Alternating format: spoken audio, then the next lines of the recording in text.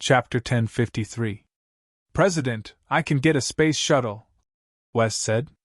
Do you want to try it? Fuck off, Chen Zhao said, glaring at West.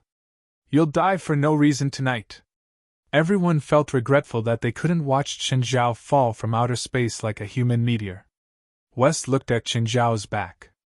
I really don't know if human weapons can kill the president. Nuclear bombs should be possible, someone said. Chen Zhao paused and turned to look at West. I can't get a nuclear bomb. West was really afraid that if he said he could get a nuclear bomb, Chen Zhao would kill him right away. In reality, Chen Zhao knew his own limits. He wasn't as unkillable as imagined. Even without nuclear weapons, there were many conventional weapons that could hurt or kill him. For example, some guns and large-caliber sniper rifles could break Chen Zhao's defense. There was also the legendary Metal Storm. Chen Zhao had seen quite a few guns by now. But he still hadn't seen Metal Storm, the legendary terrifying machine gun with a firing rate of 1 million bullets per minute. It could even turn a tank into scrap metal. Chen Zhao knew that his defense definitely couldn't compare to a tank. There were also all sorts of modern weapons that could hurt Chen Zhao. For example, explosive bombs, armor-piercing bombs, and air-fuel bullets. These conventional weapons could kill Chen Zhao. Stop trying to kill me. If you want to play, then everyone can do it together. I'll do the same to you. That's only fair. Everyone immediately gave up on the idea. Their experiments on Chen Zhao might not have any results. But if Chen Zhao experimented on them, there would definitely be results. Lit, where are you going? Give me a ride. Teacher, where are you going? To school. The principal forced me to take a troublesome job. Now I have to go to school every day. At the school, Lit Grove opened the door for Chen Zhao. Teacher, please get off. Chen Zhao rubbed his forehead. I have my own hands. Don't open the door for me. It's like you're from a gang. I'm a student and you're a teacher. Isn't it natural for me to obey you? Lit Grove wasn't ashamed. Instead, he was proud. With such a lackey by his side, Chen Zhao was too embarrassed to walk around the school anymore. After strolling around the school, he left in a hurry. In the past, Chen Zhao had thought that a rich second generation with a lackey was pretty cool. Now, he only felt awkward, truly awkward. At this moment, in the Staples Center in Los Angeles, an intense match was taking place. Ruby and Duba were sitting on the sidelines. Because of their injuries, they had missed 2 consecutive games. Of course, as members of the HR team, their thirst for victory was the same. So even though they were substitutes, they still cheered for their teammates on the sidelines. In fact, both of their injuries were almost healed. It had to be said that after Chen Zhao's treatment, they indeed recovered quite well. Of course, the main reason was that their injuries weren't very serious to begin with. Coupled with the timely treatment, they recovered very well. In fact, they were almost ready to play, but because of the conflict within the team, Coach Simpson still had some complaints about them and kept them on the bench. However, the situation on the court was not optimistic. It was already the third quarter, but their team was 12 points behind. Of course, anything could happen on the court. However, the chances of this happening were not high. Duba was a functional player, while Ruby was a star player. The two of them were very useful on the field. Now that they were absent, the HR team's matches were extremely difficult. Especially against strong opponents, victory or defeat could be decided by a hair's breadth. Pass, pass! Ruby stood up and yelled at his teammates. Beautiful, 3-pointer! They had caught up by 3 points, but the situation did not improve. The HR team was being suppressed. Just then, in a collision, a member of the HR team was knocked to the ground. Foul, foul! Ruby, Duba, and the other substitutes all yelled. The referee also gave a foul and a free throw. However, after that member of the HR team got up from the ground, he kept holding his shoulder. Kohler, are you okay? Coach, I think my shoulder is dislocated. Kohler's expression was very painful. Doctor. Simpson asked for a timeout and took Kohler off the field. The doctor ran over and checked Kohler's injury. How is it? Is Kohler okay? The doctor shook his head with a serious expression. He seems to have an injury to his shoulder blade. He can't continue playing and needs treatment. Is it serious? It's very serious. He can't continue playing, even Kohler's entire season. The doctor shook his head and said. Everyone's faces were covered with a layer of shadow. Kohler's position on the court was very important. He was the core. If he couldn't play, they would definitely lose this match. More importantly, if he was gone for the entire season, then the HR team would very likely lose the chance to compete for the championship. Give me pain relief. It hurts, it hurts. Doctor, give me pain relief. The doctor looked at Simpson. Pain relief wasn't something that could be used casually. Even the doctor couldn't make the decision. Normally, if a player was injured on the court, then they had to first diagnose it before deciding whether or not to use morphine. If it was a minor injury, then even if it hurt to death, it shouldn't be used. Because if morphine was used, then it definitely wouldn't pass the urine test. There were oral pain relievers, but they definitely weren't as effective as morphine. Let's go to the hospital for a checkup first. Although Simpson was also very anxious, he still resisted and didn't let Kohler use the pain reliever. The match started again, but they had lost another star player on the court. The situation was even more one-sided. Simpson's voice was hoarse from all the shouting, but in the face of such a crushing defeat, he was powerless. In the last minute, the score difference was 20 points.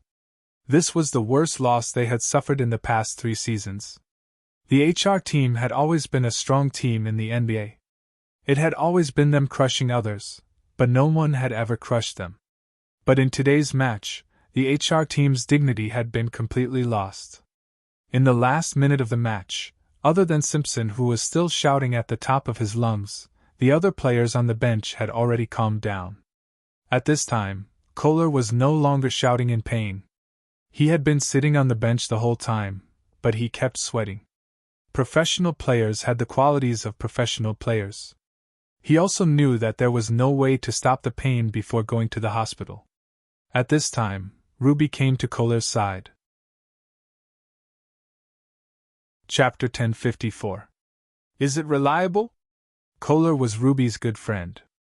But it was also because he knew Ruby that Kohler was skeptical of Ruby's so-called ointment. Ruby had always been known as an unreliable person in the eyes of the public. That was because people didn't know Ruby well. People who really knew Ruby would never think that Ruby was unreliable. He was more than unreliable. He was simply a senseless idiot. In order to win an important match the next day, he had actually begged a certain wizard. He spent a whole $100,000, but he still lost the game the next day. In the end, he went straight to the wizard's place. This was a real case, but the name was different. In the end, it was brought to the police station. Although this matter was not widely exposed. Although this incident wasn't widely publicized, many players in the circle knew about it. So Kohler's impression of Ruby was that he could be a friend, but he wasn't trustworthy. Because most of the time, Ruby used a very sincere attitude to help his friends, but in the end, he always hurt his friends. You know the last time I fought with Duke, right? Kohler nodded. I know. At that time, a Chinese doctor came. He was the one who healed me and Duke's injuries and sold me this bottle of ointment, Ruby said. He said that no matter what the injury was, as long as I used this ointment, it would definitely heal. Really? Really? Ruby bragged very seriously. Try it. Kohler felt that Ruby was unreliable, but most of the time, he had a similar personality. Ruby opened the bottle and then wiped it on Kohler's shoulder. Hiss, so comfortable, phew. Kohler's whole body shivered. It was so comfortable, especially after the pain. The feeling made Kohler almost obsessed with this feeling. The cold touch seeped into his skin, but it didn't have the stimulation of some drugs. It seemed that something was slowly intertwining in his injured area. It filled the injured area and moisturized the skin. Phew, so comfortable, so comfortable. Kohler was so comfortable that he was about to fall asleep. but the whistle at the end of the game still pulled him back to reality. When Kohler saw the final score, he showed a hint of disappointment, although he already knew the result. But seeing such a score, he still couldn't accept it. The final difference was 22 points. Simpson walked over and said, "Kohler, let's go, I'll take you to the hospital." Kohler walked out of the arena with the help of the staff. 30 minutes later, Kohler and Simpson were at the hospital. Under Simpson's arrangement, Kohler was quickly examined. Then, he went to see the orthopedic doctor. "Mr. Kohler, your situation is not looking good," the orthopedic doctor said. "Your scapula has a serious contusion, soft tissue has fallen off, and there is a hematoma. By the way, did you take an anesthetic before?" "No, why?" "Strange, this kind of injury should be very painful, right?" "Why don't you feel any pain at all?" My brother applied some pain-killing ointment on me earlier." "Really? What brand of ointment?" "Generally speaking, only anesthetics can temporarily relieve your pain, but your injuries don't seem to bring you any pain at all." "Doctor, can you tell me about Kohler's current condition, the treatment process, and the recovery period?" Simpson could not help but interrupt the doctor's question. "Okay." The doctor looked at Kohler. "Now raise your left arm and see how high you can lift it." Kohler raised his arm. The doctor was a little surprised. "Your injury is so serious, but you don't feel any pain at all?" "A little pain," Kohler said. "Just a little pain?" The orthopedic doctor was still confused. If the nerves are injured and there is regional paralysis, it should be a feeling of soreness and numbness. But you feel pain, but it's not very painful. That's too strange. "Mr. Kohler, do you want to do a neurological examination?" "Yes," Simpson answered in place of Kohler. Half an hour later, the neurological examination report came out. The orthopedic doctor took the examination report and carefully looked it up and down. There was nothing wrong with it. It looked normal. "Doctor, my injury seems to be starting to hurt." "It's getting stronger." Kohler started to hurt again. "What pain?" "A stinging feeling." "That's right. It seems that my analysis is correct. It's possible that your nerves were temporarily paralyzed before, so you didn't feel much pain. Now, the pain nerves are reacting." "Doctor, I'm in pain now." "Why are you so happy?" Doctor, hurry up and prescribe medicine and treatment for me. Your injury is not easy to treat." The doctor looked troubled again. "Why is it not easy to treat?" "We need to do surgery to release the clotted blood from your shoulder and repair your shoulder blade." "How long is the recovery period?" 3 months. "Is there no way to speed it up?" Simpson's expression was more pained than Kohler's. The HR team he led had done quite well this season. They were already halfway through the preseason and were now ranked second in the league. They were only 4 points behind first place. If they were lucky, they could catch up in 2 matches. But without Kohler, they might not even be able to keep second place, let alone catch up to first place. "No matter what, give me some pain first. It hurts." "Mr. Kohler, this is the most troublesome part. You need to clear your blood, so you can't use anesthetics." "But I'm in a lot of pain right now." Kohler's expression became more and more pained. "Mr. Kohler, if you want to recover quickly, you can only endure it." "Okay, when can I do the surgery?" "Tomorrow night at the earliest." "What? Are you saying I have to endure this pain for a day and a night?" "Actually, it's not just a day and a night. There's no anesthetics during and after the surgery, only painkillers," the orthopedic doctor said. "Give me some painkillers first. I really can't take it anymore. I feel like I'm going to go crazy." Kohler was quickly arranged to be admitted to the hospital, but because the injury was on his shoulder, he couldn't lie down and could only lie on the bed. He couldn't sleep in this position, and the hospital bed was too small. He was almost 2 meters tall, so he couldn't even put down his ankle. Coupled with the pain in his shoulder, he was about to go crazy. In this painful torture, Kohler suddenly remembered the ointment Ruby applied on him in the arena. Kohler struggled to pick up the phone on the table next to him. Chapter 1055. Kohler, wait for me. I'm coming. Ruby soon arrived at the hospital. As a basketball player, Ruby was often injured in confrontations. He had also experienced serious injuries like Kohler's, and some injuries couldn't be anesthetized. So he understood Kohler's feelings and pain very well. Hi, Kohler, are you okay? I'm going to die soon. I'm really going to die. Kohler lay on the bed, his face full of pain. It's okay. Your pain will soon go away. Ruby stepped forward and helped Kohler apply the ointment. Kohler's shoulder was moisturized by the ointment, and the pain suddenly disappeared. Not only did it disappear, but it was also very comfortable. It was the same feeling as before. It was a wonderful feeling. It feels so good. Kohler's body and mind became happy. Ruby, leave the ointment for me. I'll give it to you. That's all, Ruby said. That's all? No, this is what I have left. Ruby knew this feeling. He had also used this ointment. After applying the ointment, his flesh and bones were stimulated. The refreshing feeling that penetrated his body and mind spread to all his nerves. Kohler looked back. In the bottle in Ruby's hand, the ointment was almost empty.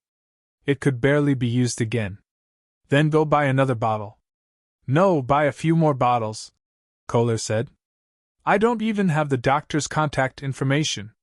Besides, this bottle is $200,000. Are you crazy? $200,000 for this bottle of ointment? You can buy 10,000 bottles with just a little. But can a pharmacy have this good effect? Kohler was silent.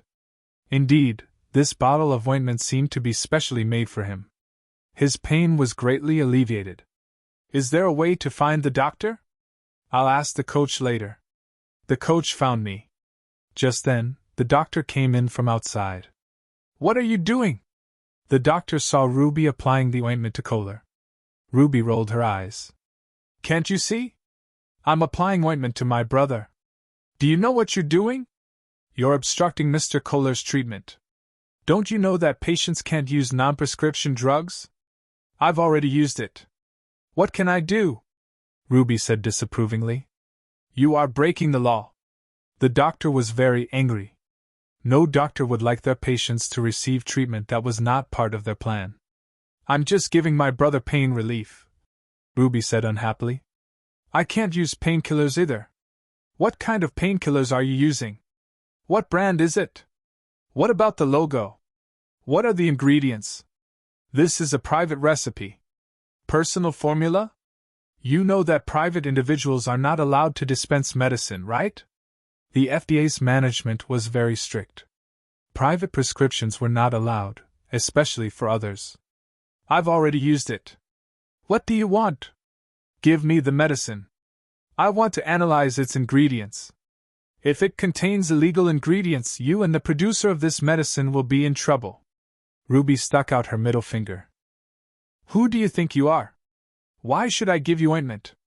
Ruby was reckless, but he was not stupid. The item was in his hands, so why should he give it to someone else? He even wanted to use it as evidence. The doctor was also a little angry. Then I refused to treat him. If you don't want to treat me, then don't. Do you think I want to treat you? Kohler was also angry. He felt that the doctor was completely incompetent. He had suffered such a serious injury. But the doctor did not give him pain relief and even said that it was for his own good. Ruby tilted his head and asked, Kohler, are you serious? Yes, take me away from here. Didn't you say that you know that doctor? Ask him to treat me. Mr. Kohler, it's best if you don't leave the hospital. Your injury is very serious. Our hospital has the best equipment, and I'm also an authority in orthopedics. You can't find a better doctor than me in Los Angeles. If you leave now, your treatment might be delayed, which will affect your career. How could Kohler lower his head at this time? Even if I retire now, I don't want you to treat me. Anyway, Kohler was not in pain now, so he became tough. Besides, he was not the only hospital in Los Angeles.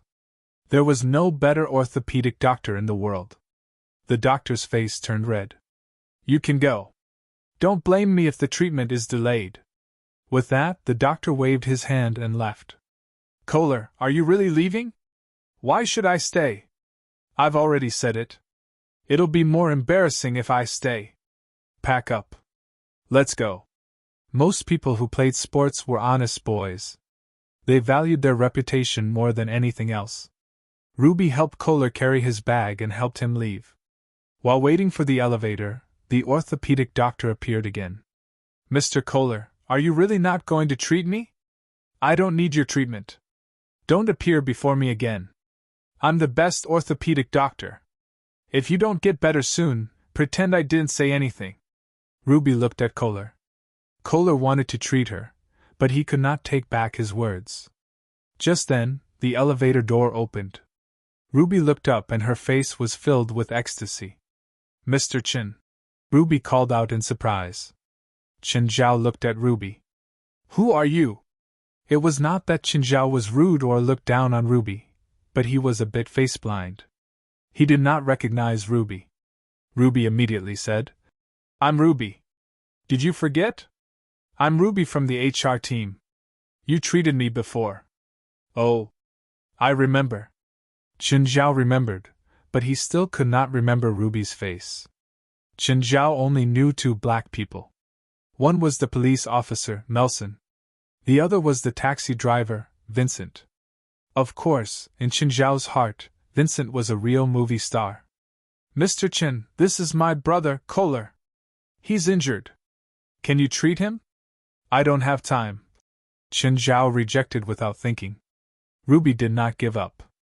Mr. Chen, as long as you're willing to treat him, I'm willing to pay a high price. 500,000, okay? Chen Zhao was about to leave when he stopped. Do you have the report? Yes. Ruby helped Kohler take out the report and gave it to Chen Zhao. The injury is serious. The treatment and recovery will take 2 weeks. Wait, sir, which hospital are you from? Your behavior is against the doctor's ethics. Do you know that? The orthopedic doctor looked at Chen Zhao, dissatisfied. Who is he? He was originally Kohler's main doctor. Ruby said. But we've already rejected his treatment plan. Oh, then ignore him. Send your brother home. He'll start treatment tomorrow. Is there a problem? No, Ruby said happily. Chapter 1056. Go ask your dean if he has any objections, Chen Zhao said indifferently. Then come and talk to me. Just then, a doctor walked over. Hi, Mr. Chen. Hello?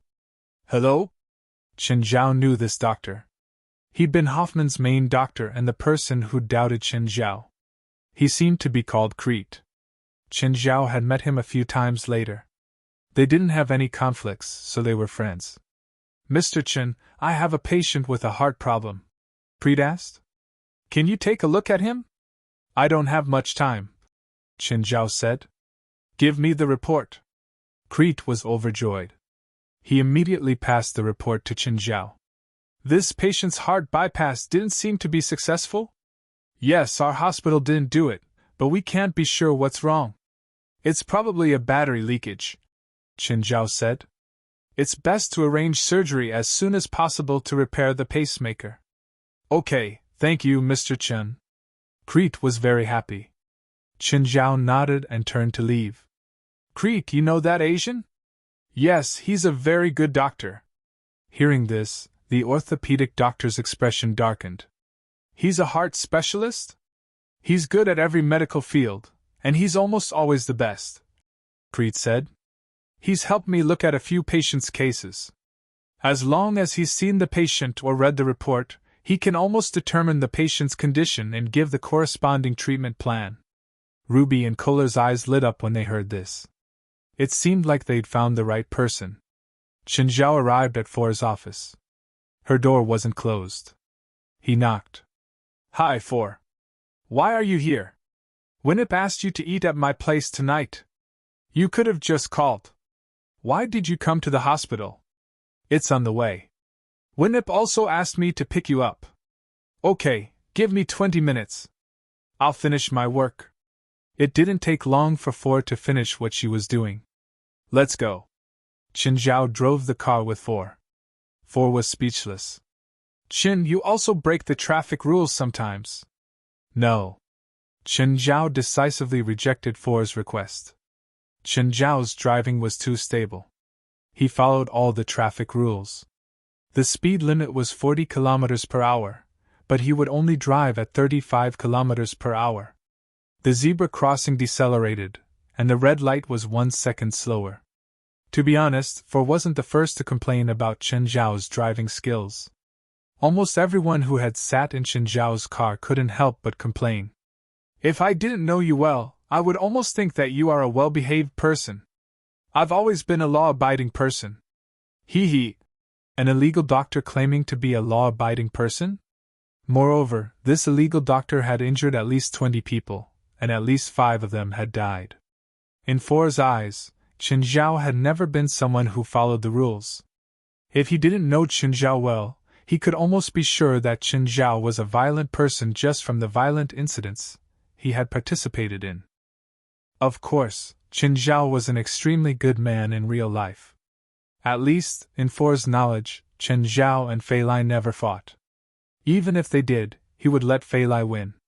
Especially after Fei Lai's pregnancy, her temper had also become unstable. Every time, Qin Zhao would comfort her gently and considerately. Oh, when can my dad come out? He should be out tomorrow, Qin Zhao said.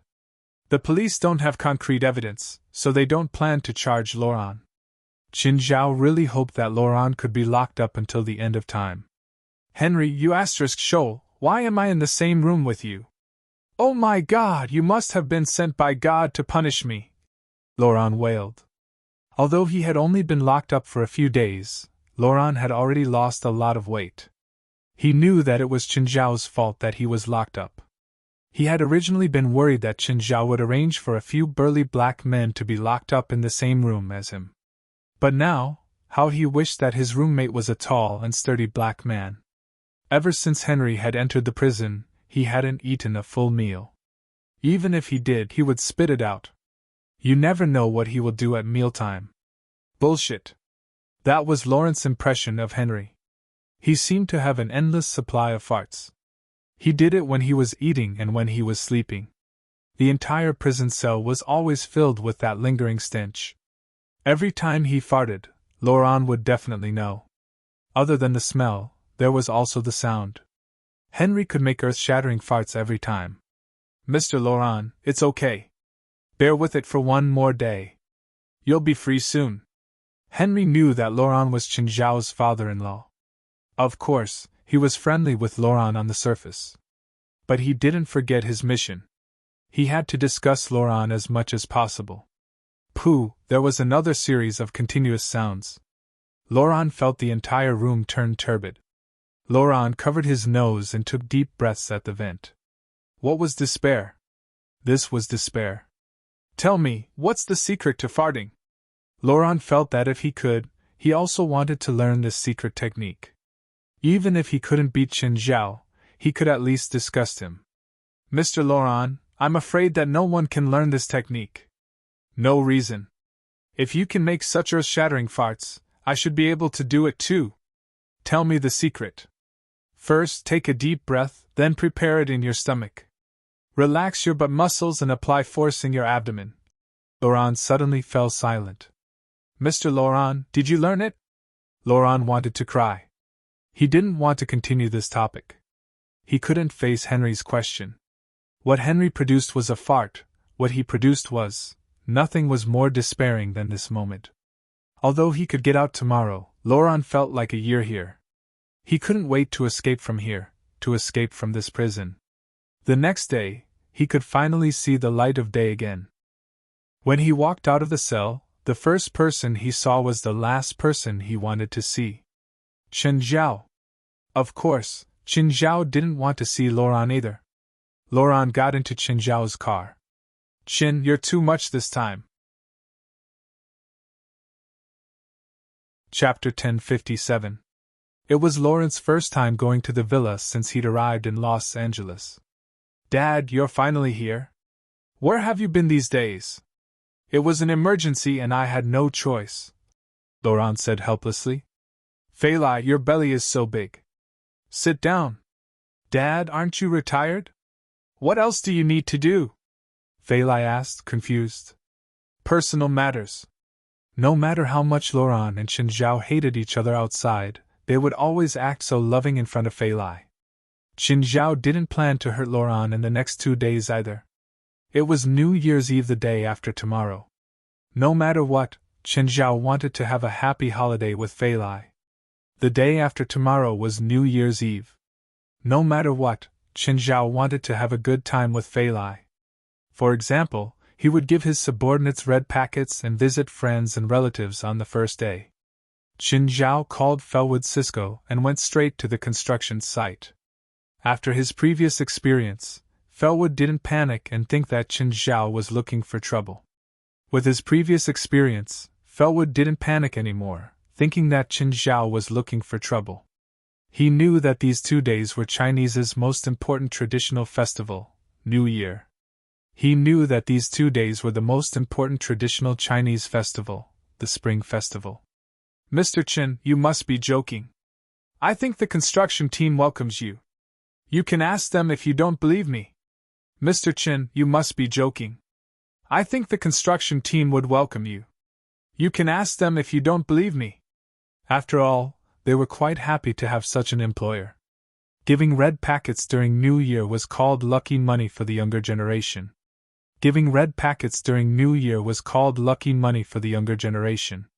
Literally, it meant that the older generation hoped that their children could grow up slowly. On the other hand, giving red packets to the subordinates was called auspicious, which meant blessing. Chen Zhao still came to give red packets to the workers himself. Most of the workers recognized Chen Zhao.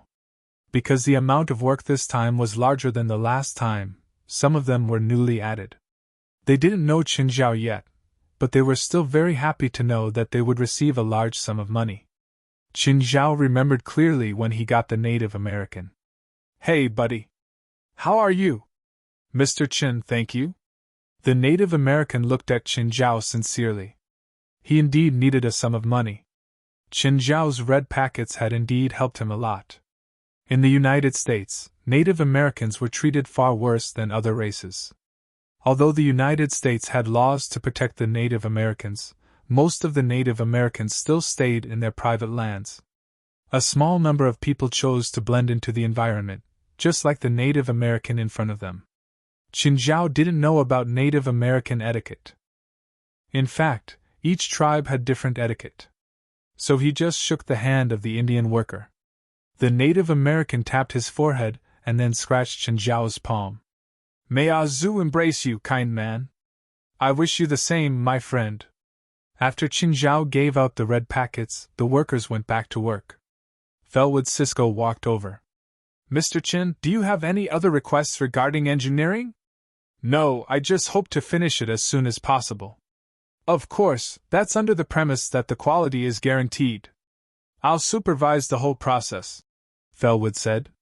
Generally speaking, as the boss of an engineering company, Felwood Cisco did not need to supervise the whole process. However, this list was too important to him. He had to supervise the whole process. He did not want to make any mistakes and affect Chen Zhao's impression of him. On the way home, Chen Zhao suddenly remembered that they had to set off fireworks on New Year's Eve.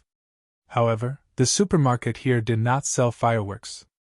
There were specialized stores that sold them. Chen Zhao picked up his phone and searched. He found a fireworks supermarket. After half an hour's drive, Chen Zhao took a detour to the fireworks supermarket. There were 2 or 3 Chinese people in the supermarket who were also buying fireworks. The cashiers were also Chinese. Chen Zhao started to walk around the supermarket.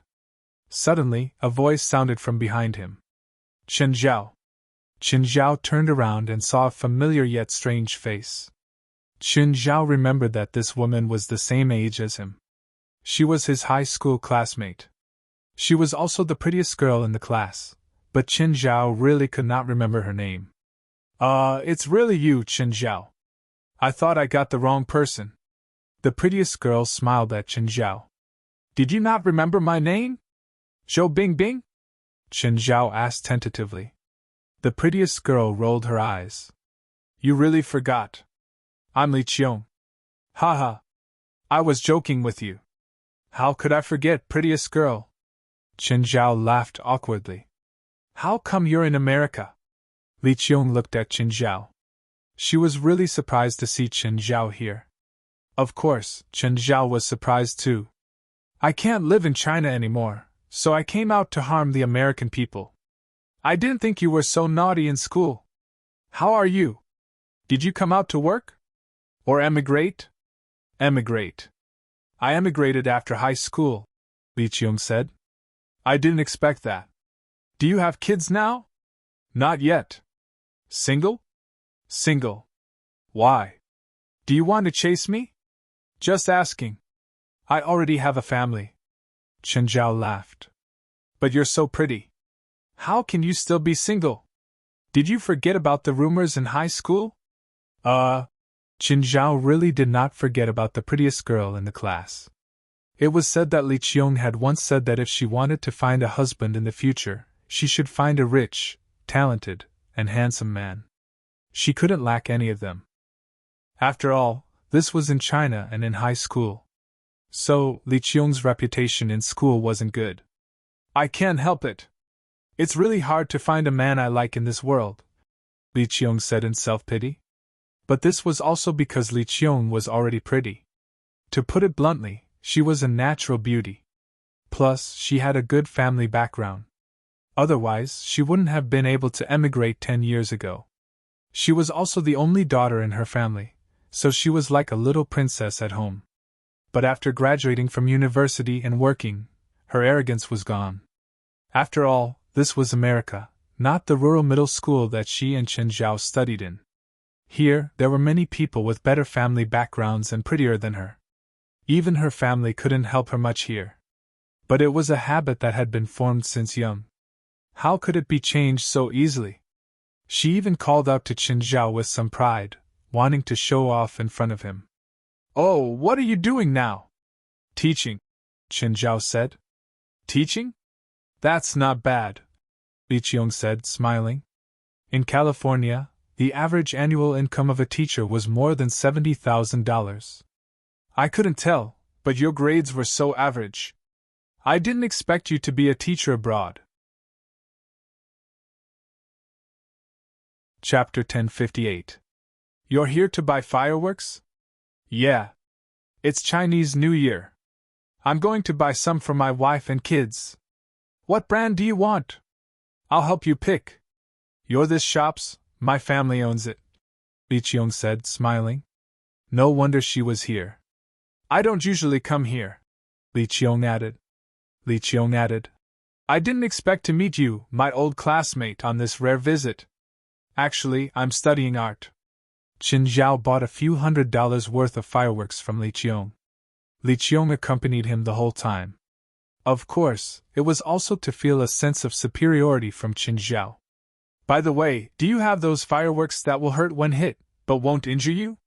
Chen Zhao asked. At least they won't cause large area burns. No. Fireworks are dangerous. Don't try to hit people. Fine. Chen Zhao shrugged helplessly. Are you going to play this game with your family? I hate my father-in-law, Chen Zhao admitted. But I sell protective clothing, helmets, and goggles, Li Qiong said. Some young people like to play these games too. Before leaving, Li Qiong said, Give me your contact number. Let's eat together when we're free. Although Li Qiong had been out for 10 years, she still couldn't integrate into society. Chen Zhao bought protective clothing. It was actually made of similar materials and looked similar to a firefighter's uniform. When Chen Zhao returned home, Laurent also came back from outside. He also brought back a cart of fireworks and bought protective clothing, helmets, and goggles. The two looked at each other, and then moved the things out of the car in silence. However, they both put the things in the basement. After all, they were flammable and not suitable to be placed at home. Indeed, only enemies understood their enemies. When Chen Zhao returned to the living room, Jerlin had already run over to Laurent. Grandpa, I owe my little baby. Laurent immediately put on a smile and picked up little Jerlin. Chen Zhao mumbled. She's my daughter. Why is she so close to you? She's also my granddaughter. What does it have to do with you? Laurent said matter-of-factly. Baby, look what I bought for you. Do you like it? Jerlin pecked Laurent's face. Half of Laurent's face was covered in saliva. Chen Zhao pouted. Laurent hugged Jerlin and said, Chen, I think we shouldn't do fireworks.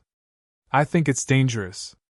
Laurent was mainly concerned about little Jerlin and the pregnant Fei Lai. Chen Zhao thought for a moment, and then nodded. Don't play tricks on me before and after Chinese New Year. Temporary peace. On the 29th of the old calendar, Chen Zhao went to the headquarters of the association again to give out red packets to the people there. In the past 2 days, Laurent and Chen Zhao had been fighting openly and secretly, but it was only verbal. In front of Fei Lai, they still maintained their poise and friendliness. Chen Zhao even specially ordered a little red robe for Jerlin. She looked especially cute in the robe. There were even 2 buns on her head as accessories. For the past 2 days, Laurent had completely fallen under Jerlin's cuteness. All he did was take pictures of little Jerlin with his phone. Little Jerlin leaned on the princess's back and took pictures. Little Jerlin sat by the lake, holding Samuel and taking pictures. Little Jerlin drank milk and took pictures. Laurent would take pictures of whatever little Jerlin did. He was completely obsessed. It was said that the zither of time was completely reflected by Laurent. Grandpa, I want a pot. What is little Jerlin saying? Laurent nudged Chen Zhao beside him. Jerlin wants to set off firecrackers, Chen Zhao said. Because it was the 29th today, Chen Zhao would throw out a string of firecrackers every once in a while. However, he didn't let Jerlin get close because he was afraid that he would hurt her. Jerlin wasn't afraid at all. She was just like that. She was completely fearless. Then get her a firecracker, Laurent said. Chen Zhao shook his head. No. She's still too young. She doesn't understand the danger. It's okay. I'll watch, Laurent said. I said no. I said I'll watch. I won't let Jerlin get hurt. What if you're not here and I'm not here? What if Jerlin plays by herself? How can you be like this? I'm like this. Just then, Fei Lai came downstairs. Dad, Chen, what are you arguing about? No, we're talking about what to eat tonight. The festive period was about the atmosphere. On New Year's Eve, Kareem, Howard, and Kane, who were staying at the hotel, also came. They were all busy. It seemed like they couldn't stop for the day. The atmosphere was easily contagious. Laurent hugged Jerlin and set off firecrackers outside. The pets were also very active because they could eat whatever they wanted. If they wanted to eat, they would run to the kitchen. Either Four or Winnip would throw them a piece of food. Chen Zhao was rather free these 2 days too. He didn't care about anything. Laurent didn't give him any trouble either. Chen Zhao also prepared a table of New Year's Eve dinner for the pets. The whole family sat together happily, eating and drinking while chatting about all sorts of things. Chen, I heard that you're going to build a new house. Yes, I do. You *show, don't you know how to save money? Laurent found a chance to rebuke Chen Zhao. After coming to America, I learned your habits. Chen Zhao shrugged. Instant consumption. That's what you Americans think. Money will keep depreciating if it's in the bank, so I can only invest in land to preserve it. But I heard that there are sharks in the beach you bought. Shark fins are delicious. It's illegal to catch sharks. Self-defense isn't illegal. Okay, stop arguing, Winnip said. Chin, you made a lot of money from wine last year, right? Fei Lai and I earned it together, Chen Zhao said, holding Fei Lai's hand. Actually, Fei Lai took most of the credit for the vineyard. Why don't you expand the scale this year? Your wine is in short supply in our supermarket. Winnip, rare things are more valuable. You're a businessman, so you should know this better than me, Chen Zhao said. If you make too much wine, it'll become less valuable. The supply will always be less than the demand. That's the only way to keep the product's value stable and even increase in value. Winnip could personally feel the benefits that aged wine brought to the supermarket. However, it mainly attracted marginal customers because they were all rich. She didn't just need rich people, but also middle-class people. They were the real high-quality customers that could bring profits to the supermarket. Chapter 1059. Usually, fireworks needed the approval of the local government. In order to set off the fireworks, Qin Zhao also went to get a permit from the town government. It wasn't a public fireworks display, but it was still a medium-sized one. Plus, thousands of dollars of fireworks wasn't a small amount. Qin Zhao, Kareem, Howard, and Kane spent 2 days sitting on a simple wooden platform on the lake. The whole family gathered in the front yard. The beautiful fireworks rose above the lake and were reflected on it at the same time. The scene was as beautiful as a poem. Little Jerlin leaned in Qin Zhao's arms, her eyes wide open. She stared blankly at the flowers blooming one after another. After a while, Jerlin began to squeal excitedly. Qin Zhao held Fei Lai with one hand. He was filled with satisfaction.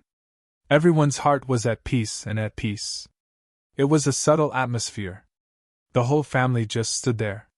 They enjoyed this moment of contentment. After the fireworks, everyone gathered at another table and began to chat while eating and drinking. Chen, what meat is this? It tastes good.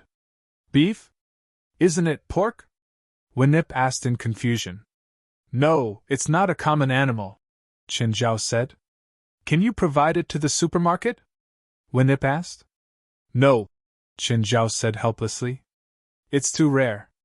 Qin Zhao's spatial ring stored a few hundred tons of meat from magical creatures or hell creatures. But if it was to be provided to the supermarket, it wouldn't be enough. For example, Mara supermarket sold almost 30 tons of meat a day. Americans loved meat very much. It was an indispensable food on America's dining table. It was also the biggest meat consumer. America consumed 40 million tons of meat every year. What did this mean? It was equivalent to 100 kilograms of human meat every year. You can't supply it? Yes. Qin Zhao nodded. I don't even have enough for 1% of the supermarket's needs. I'll leave it for my family. Okay. Winnip wasn't an unreasonable person. She was only trying it out with a probing attitude. At night, Qin Zhao said to Fei Lai, Fei Lai, I'm going out for 24 hours tomorrow. Some special friends need me to visit too. Okay, I understand. The next day, Qin Zhao went to hell.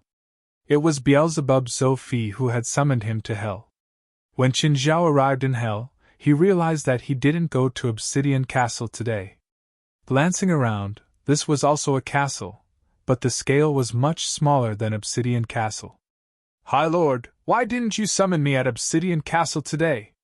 Beelzebub Sophie stood before Qin Zhao. Obsidian Castle is being renovated and expanded. Obsidian Castle is already so big. Do you still want to expand it? Because my territory has doubled, so of course I have to double the size of the castle. That makes sense. Qin Zhao took out a large pile of octopus and twisted monster meat. It's for you. For me? Beelzebub Sophie looked at Qin Zhao in confusion. Today is the first day after the festival in my hometown. According to the local customs, we have to visit our relatives and friends on the first day and give gifts. I see. I'll accept it then. These things were nothing to Beelzebub Sophie. However, Qin Zhao couldn't not give a gift just because it was nothing. Qin Zhao's gift was still his sincerity. I heard from Abitos that you've declared war on other lords again. That's right. Sophie didn't hide it. That lord is just a demon without any subordinates, but he has a spring of life. Spring of life?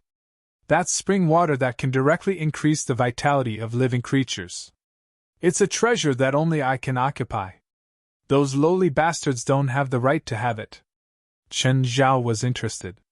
He didn't care who Sophie declared war on. If demons didn't fight, would they still be demons? This was their nature. Qin Zhao was more interested in the spring of life. How much vitality can it increase? The vitality of any living creature represented the person's lifespan. Not necessarily. For example, if I drink enough spring of life, I can increase my lifespan by 3,000 years. Chen Zhao sucked in a breath of cold air. How long could you have lived? 5,000 years. Such a greater demon overlord could casually live for as long as the history of mankind. What if it's a human? I don't know. No human has ever drunk the spring of life. Different species and different demons drink the spring of life and obtain different vitality.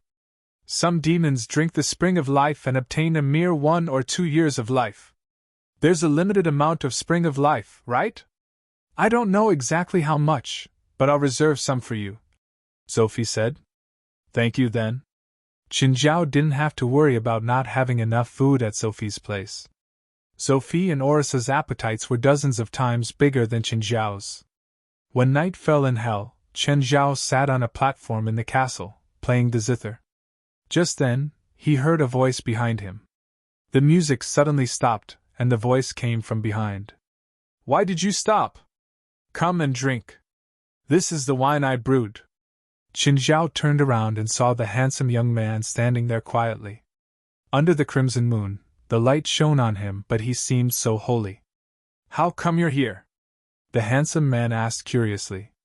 It's a festival in my hometown. On the first day after the festival, I'm going to visit my family and friends, so I'm here to drink with you. The handsome man sat before Qin Zhao and picked up the glass to drink. I know you must have drunk better wine than this, but don't say it's bad. No, it's very good, the handsome man said. The Tower of Trials you gave me last time was very interesting and useful. Thank you? No, it's not a gift, so you shouldn't say thank you. The handsome man took out his phone and handed it to Qin Zhao. You can contact me with this phone and talk to me. Human in hell? Yes, I found someone to make it. Qin Zhao took the phone and tried dialing the only number saved in it, 666. The phone rang from the handsome man. Just then, the handsome man suddenly looked behind Qin Zhao. The owner of this place is here. I should go. Oh, goodbye. Talk to you later. Okay. Talk to you later.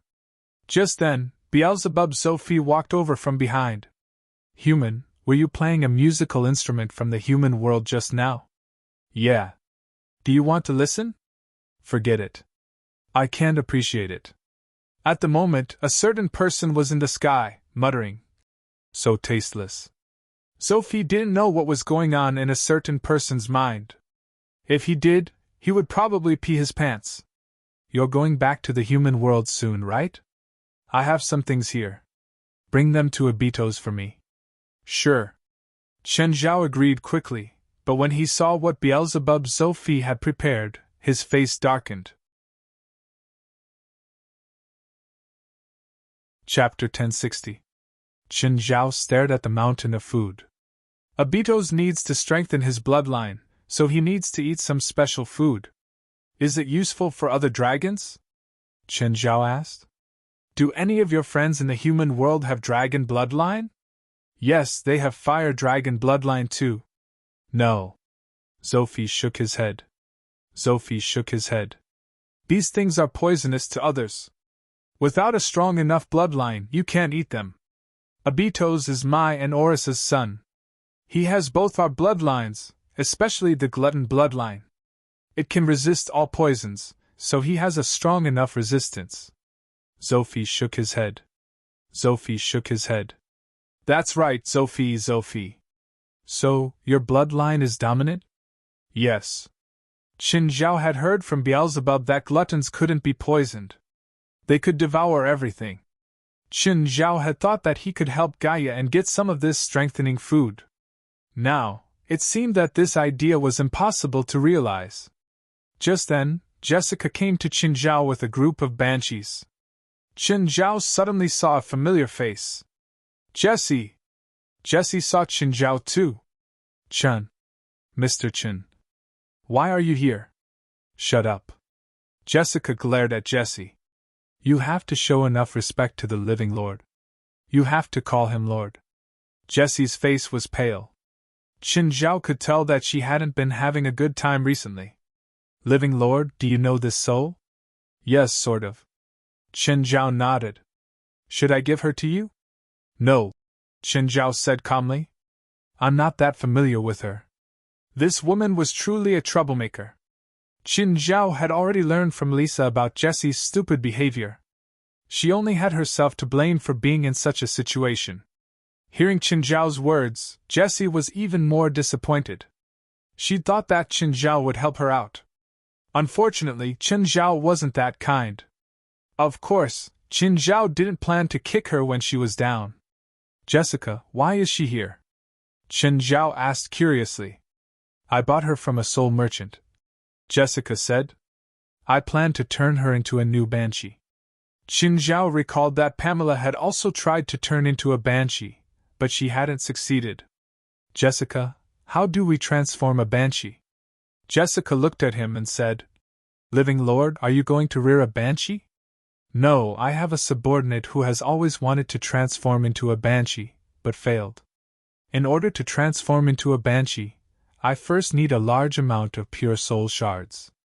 I need to let my spirit body absorb the power of the soul shards, and then soak myself in withered leaf flower for 13 days. The process of transforming into a banshee was very complicated. Jessica's explanation was very detailed, but Qin Zhao only understood a little. Jessica, write me a report of the process. Yes, Living Lord. If there are any special materials that can only be found in the infernal realm, mark them down. It would be best if you can prepare a few portions for me. Do you need a way to control the banshee? My men are loyal enough to me. I don't really need them. Qin Zhao didn't really want to use this method to control Pamela. Living Lord, how many demonesses do you want to transform? The transformation process sounds very complicated. I don't plan on making many. Living Lord, if you have enough spirit subordinates, you can consider transforming one into a shrieking banshee, like me. Then, you can transform some regular banshees. Transform into something like you?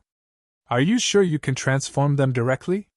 Living Lord, even shrieking banshees have different levels of power. I'm already 1,200 years old, so the shrieking banshees you just transformed can't reach my level. Jessica was a mid-level demon. Regular spirits couldn't compare to her. Of course, she didn't have physical attacks, but her soul attacks were probably at the same level as Blackie's. Okay, then we'll do as you say. I'll give you the specific transformation process. If there's anything you don't understand, you can summon me. After all, you have my demonic ritual implement. Okay. After Qin Zhao received the Banshee transformation process that Jessica had copied for him, it was time. He left the infernal realm and returned to the human world. On the second day, Qin Zhao went to the headquarters of the association. One of you, call Pamela over. A while later, Pamela arrived before Qin Zhao. President, you're looking for me? This is for you. Qin Zhao handed a magic scroll to Pamela. This is? Haven't you been trying to transform into a banshee? This is the specific process. Take a look and ask West for the materials you need. If West doesn't have them, tell me. Pamela was shocked. Shrieking banshee? Yes, a high-level banshee, Qin Zhao said. There shouldn't be a problem with the process. I got it from another high-level shrieking banshee. There are real shrieking banshees in the world? You don't have to worry about that. Hurry up and increase your power. After all, you're the backbone of the supernatural organization, but your presence has always been weak. You can't even use the Tower of Trials. Also, choose some obedient female evil spirits, and transform them into regular banshees. Yes, President. I'll give you the method to control banshees, but don't cause any trouble. Pamela didn't dare to do anything before Qin Zhao. In her opinion, Qin Zhao could turn her into a shrieking banshee and also give her the method to control them without reservation. This meant that Qin Zhao had a better way to control them. Pamela originally thought that banshees couldn't be killed. But now, she didn't think so. Qin Zhao had killed many monsters. For example, Demon King Abaddon. He was the messenger of plagues and diseases. He was many levels higher than banshees. But Chen Zhao still killed him just like that. Chen Zhao could probably kill a mere banshee if he wanted to. Oh, West, how's the magic potion going? I've gathered most of the materials. Now, I just need the bones of magical creatures. Chen Zhao took out the bones of a magical creature. This skeleton might have been more powerful than Chen Zhao when it was alive. Even though it was just a skeleton, it still gave off a chilling aura. Oh, President, Hallie seems a bit off these 2 days when you weren't here. What happened to her? Is she sick? Not sick, West said. She seems to be affected by Nasamara's all. Ever since she used it, she's been having nightmares. She seems to be haunted by something. After all, they were spiritualists, so they knew that certain things existed. Chapter 1061. West brought Chen Zhao to Healy's room. Alice and Norma were with Healy's. Healy's was in a bad state. Her eyes were lifeless. Of course, the smoky makeup that she usually put on didn't look energetic either. President. When the 3 girls saw Chen Zhao and West walk in, they immediately stood up. Healy's, I heard that you're not in a good state, so I came to see you, Chen Zhao said. Alice, Norma, are you here to take care of Healy's? We're here to check on her, Alice said. I want to see her dream, Norma said. Maybe I can find the problem in her dream. Did you find it? Norma shook her head. No, I can't see through the mist in her dream. Norma's nightmare bloodline gave her the ability to peek into other people's dreams. However, this ability wasn't omnipotent. Not everyone's dream could be seen. Chen Zhao walked up to Healy's and said gently, Don't resist. Okay. Chen Zhao tapped Healy's forehead with his finger. Go to sleep. Instantly, a wave of sleepiness surged and Healy's sank into a strong drowsiness. She closed her eyes and fell asleep on the bed. Chen Zhao waited by Healy's side for half an hour, but Healy's didn't react at all. At least, Chen Zhao's cursed eye didn't react at all. If Healy's was cursed, Chen Zhao would be able to feel it. However, Chen Zhao's cursed eye didn't react. This meant that Healy's wasn't cursed. There were all kinds of magic in the world. Curses were only a small part.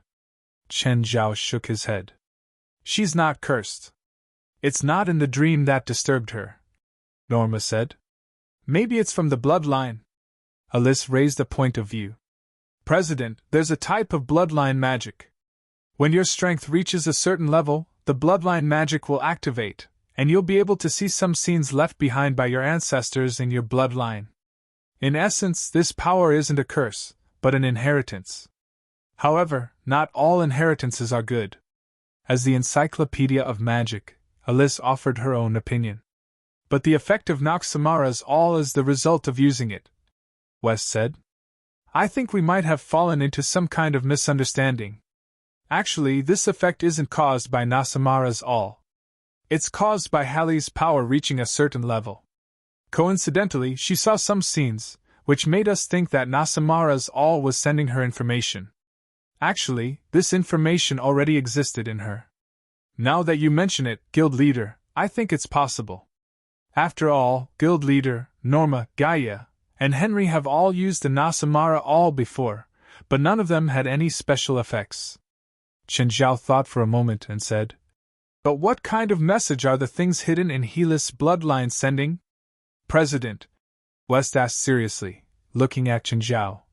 Can you be sure that Helis isn't cursed? Sure. Chen Zhao nodded. Are you sure? Not only am I immune to all curses, but I can also devour all curses. To me, any curse is a source of mana. Do you have any objections? When everyone looked at Chen Zhao, their gazes changed. They had never heard of a spell that could be immune to all curses and devour them. This spell was like a god's spell. So far, the 4 pristine eyeballs that Chen Zhao had opened were the Eye of Curse, the Eye of Shadow, the Eye of Power, and the Eye of Lightning. Among them, the one that could increase his combat power the most was undoubtedly the Eye of Power. The other 3 pristine eyeballs didn't increase his combat power that much, but they were still very useful. The Eye of Curse could devour any curse to replenish his own mana. It was a perfect counter to curse-type enemies. The Eye of Shadow could see through all obscure and dark sights. Even if the enemy was invisible, they wouldn't be able to escape Chen Zhao's notice. The Eye of Lightning went without saying. It was the perfect counter to lightning-type enemies.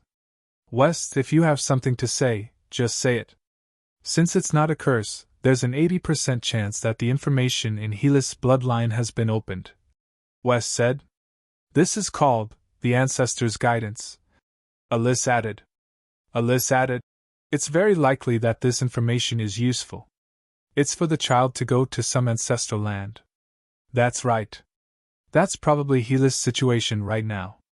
If she resists, this mental torture will haunt her for the rest of her life. Qin Zhao thought about it and glanced at Helis on the bed. Then he snapped his fingers. Wake up. Helis suddenly woke up from her dream. President. I saw it again. That scene. Countless people were thrown into the blood pool. Helis' face was pale and there were tears in the corners of her eyes. Do you know where it is? Qin Zhao asked. The place in your dream. In the depths of the sea stars. There's a red star above. It's crossing the sky. Is there more information? Helis racked her brain to think. After a while, Helis suddenly said, Right, the moon. The moon rose from the sea. Those who are still alive, they are, worshipping the moon. Just then, Lisa walked in. President, maybe I know the general direction. Oh? You know? The red star crossing the sky should be referring to Comet Betos. It was first discovered in 1860, and is discovered every 159 years. The next time it appears is this year, and it will be in 4 days. As long as we establish the periodic trajectory of Comet Betos, we can know the position of the moon when Comet Betos appeared near Earth 6,000 years ago. Then, we can know the vertical line of the moon's rise and set. From there, we can calculate the location of the place that Helis mentioned. 4 days? What a coincidence. Qin Zhao frowned. It's not a coincidence, West said. Maybe it's all fate, or the result of a prophet's calculation. Then prepare and see who's willing to go. Qin Zhao said. President, do you mean mobilize everyone? No, just sign up. Those who want to go can go. Those who don't can stay at the headquarters. Of course, Lisa, you have to go. I'm planning to go too, Lisa said. Chapter 1062. Risa's treatment was clearly different from Helios's. Risa was still an outsider, but Helios was an official member. Although Helios was usually a loner, she had a good relationship with the girls in the association. Helios's loner was just that she didn't like to talk, but it didn't mean that she had to keep strangers away. Generally speaking, girls all had common topics to talk about. The reason why Helis was a loner was because of the environment she grew up in. In the past, she was alone. When she was in school, everyone thought that Helis was a weirdo. Even her teacher thought that she was an unhealthy girl. But here, everyone was like her. No one would reject her. Everyone was willing to be with her. They had common topics, common pursuits, and common interests. She didn't need to hide herself anymore. She didn't need to change herself by trying to fit in. She could be herself completely. The more outstanding she was, the more attention she would receive. This was her true home. She liked Qin Zhao, the association, and everyone here. A while later, Aduz ran in. President, I heard that you're going out to sea, right? I want to sign up. Sign up my ass. Just stay at the headquarters. Qin Zhao rolled his eyes. Pamela's at a critical moment. She needs someone to protect her. It's a very difficult mission. President, I know how to sail and sail, Aduz said. When I was young, I was a sailor. You don't have to worry about that. Just stay here and watch the house, Qin Zhao said firmly. Klaus and the others can sail too. No matter how Aduz pestered him, Qin Zhao rejected him firmly. After a few steps out of Helios' room, Gaia came to find him. Qin, I want to sign up this time. You stay here too, Qin Zhao said. Why? Watch the house. How can Aduz do it alone? The association won't send anyone. Aduz alone is enough. It's different. Pamela plans to transform me into a banshee. She won't be able to protect herself in the process. There'll always be a few restless ones in the evil spirit group. You need to stay and intimidate them. No room for negotiation? Qin Zhao nodded. Listen to me this time. All right. Qin Zhao called Klaus and his team into a room. Klaus, you need to come with us this time, Qin Zhao said. Okay, no problem. Gaia and Klaus' lightning squad were the only ones in the association who knew how to sail. If Klaus stayed in the society, he wouldn't be able to take care of Pamela, so Gaia had to stay. This time, they weren't going out for a vacation. They might have to go on a long voyage, so it was impossible for them to drive a yacht. Of course, they also needed professional sailors. Otherwise, they might not even be able to start the ship. Qin Zhao took out 6 strength potions and placed them on the table. This is a strength potion. It doesn't have any side effects. You will be able to reach the limits of the human body. Your strength, speed, and reflexes will all be greatly improved. As official members of the association, you should enjoy the benefits of the association. However, the magic potion is useless to you, so I specially prepared this for you. Of course, if you have to talk about the side effect, it should be that your appetite will increase by several times, or even 10 times. Klaus and his lightning team all stared at Qin Zhao with shining eyes. At this moment, they finally felt like they had truly become a member of this supernatural organization. This voyage might be dangerous, so you must have the ability to protect yourselves. President, we understand. From the moment we joined the supernatural organization, we knew what we were going to face. Okay, take the strength potion as soon as possible. Get used to the changes in your body in the next 2 days. We'll leave the day after tomorrow. Yes, President. Loran, when are you and Winnip going back to Sacramento? You really want to chase me away? No, I want you to stay, Qin Zhao said. What? Loran almost thought that he was deaf and had misheard Qin Zhao. Or was Qin Zhao hatching some earth-shattering scheme to keep him in L.A. forever? Loran shuddered. Qin, stop joking. Winnip and I plan to leave tomorrow. We don't need you to send us. I might have to go on a business trip for a few days tomorrow. I hope you can stay for a few more days and keep Feilai company.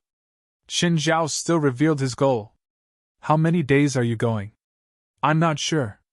That's why I need you to keep Feilai company. So you're begging me, right? Don't threaten me with this. You don't want Feilai to be alone, right? Whatever, I'll let you go. Loran pursed his lips. I'll reluctantly stay and take care of Feilai for a few days. Qin Zhao still had to make some arrangements for his work. Kohler, do you have time now? Qin Zhao called Kohler. Mr. Qin, I have time now. What's the matter? I'll treat you now. I have to go on a business trip in the next few days, so I'll treat you in advance. All right, then you can come over now. When Qin Zhao arrived at Kohler's house, Ruby was there too. Hey brother, you're here. Ruby walked up and bumped shoulders with Qin Zhao. Hey, your shoulders are so hard. If I had shoulders as hard as yours, I'd be invincible on the court. Did you just finish a match? You look so weak, Qin Zhao said. Yes, you can tell? Do you want me to relieve your soreness and tiredness? One session costs $100,000. That's so expensive. How's the effect? I can guarantee that you'll be in perfect condition. Mr. Qin, I called you here. Shouldn't you treat me first? There's no rush. You've been injured for 2 or 3 days, so there's no rush. Ruby's different. After the match, his lactic acid will be broken down by his cells. This will deplete the activity of his cells, so I'll treat him first. The better he'll recover. How about you give me free treatment this time? Ruby asked. I'll try the effect first. If it's good, I'll find you again in the next match. No, I always set a clear price. Plus, I'm confident in my abilities. If you don't believe me, then forget it. Don't expect me to treat you for free. Qin Zhao wasn't familiar with Ruby, so he obviously wouldn't treat him for free. Fine, $100,000, right? I'll take it. Damn, your asking price is too high. Chapter 1063. Ruby realized that white dots had started oozing out of his skin. These white dots were in the form of mucus and were very viscous. What is this mucus? Ruby wiped it with his hand. This is lactic acid, Qin Zhao said. Lactic acid is secreted by muscles during intense activity. It's also the reason for your soreness after intense exercise. But lactic acid will be used up by the cells.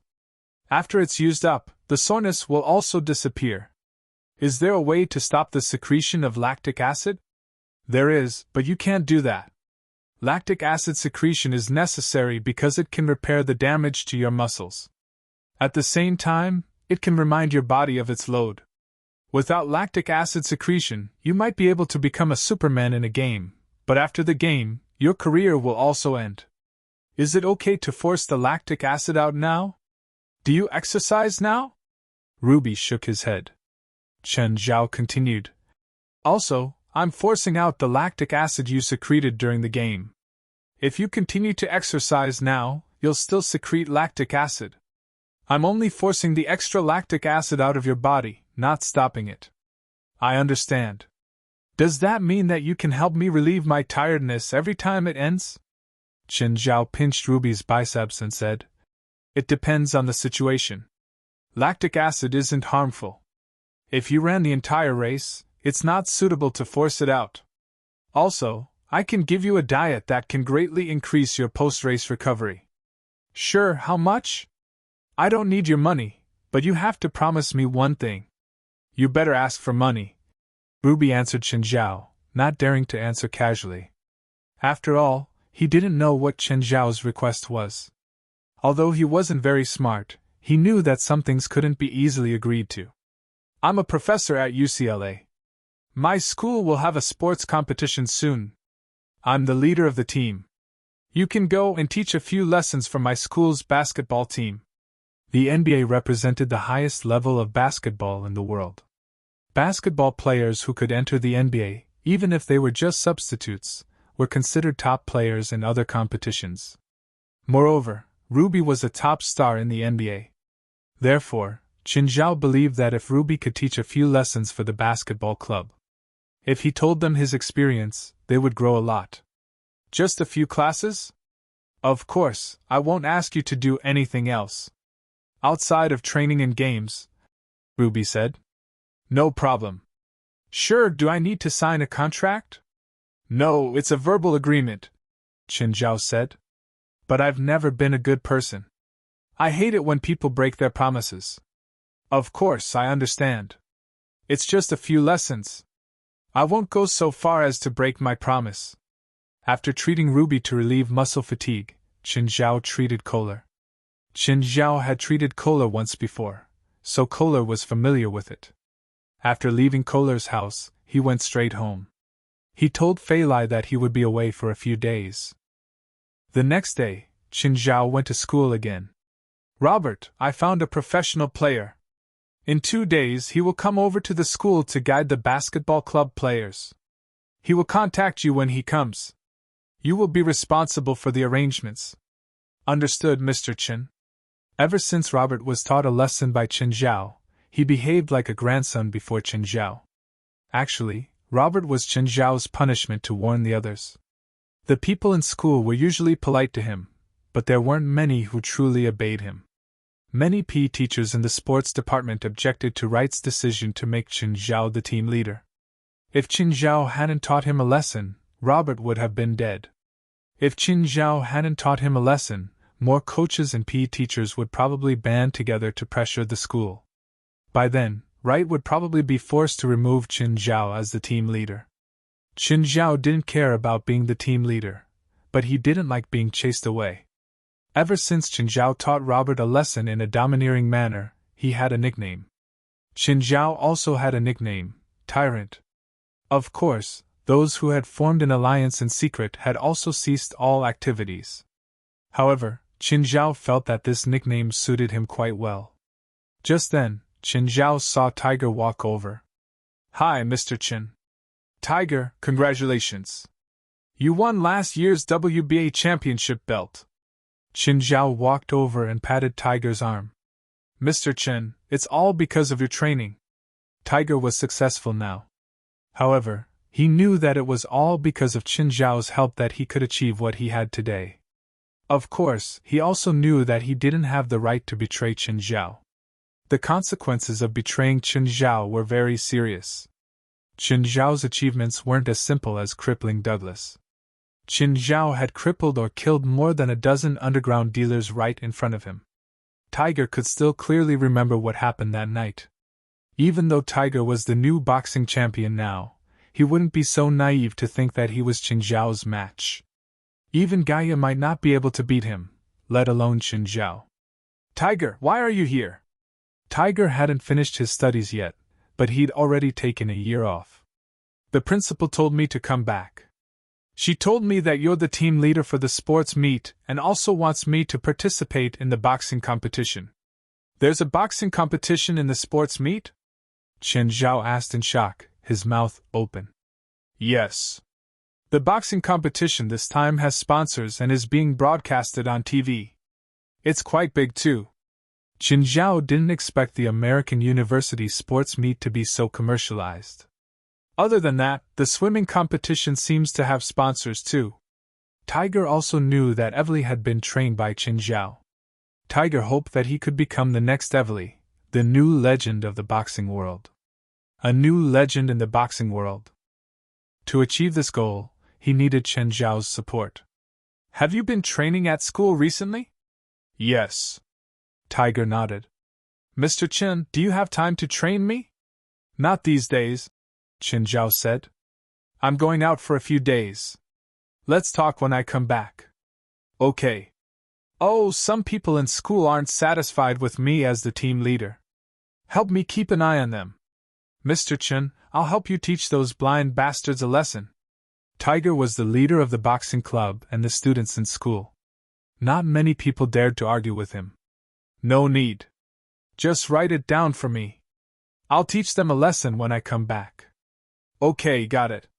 Just then, Qin Zhao saw Li Qiong not far away. There was another girl beside her. She should also be a student. Chapter 1064. Li Qiong also saw Qin Zhao and walked up. "Qin Zhao, why are you here?"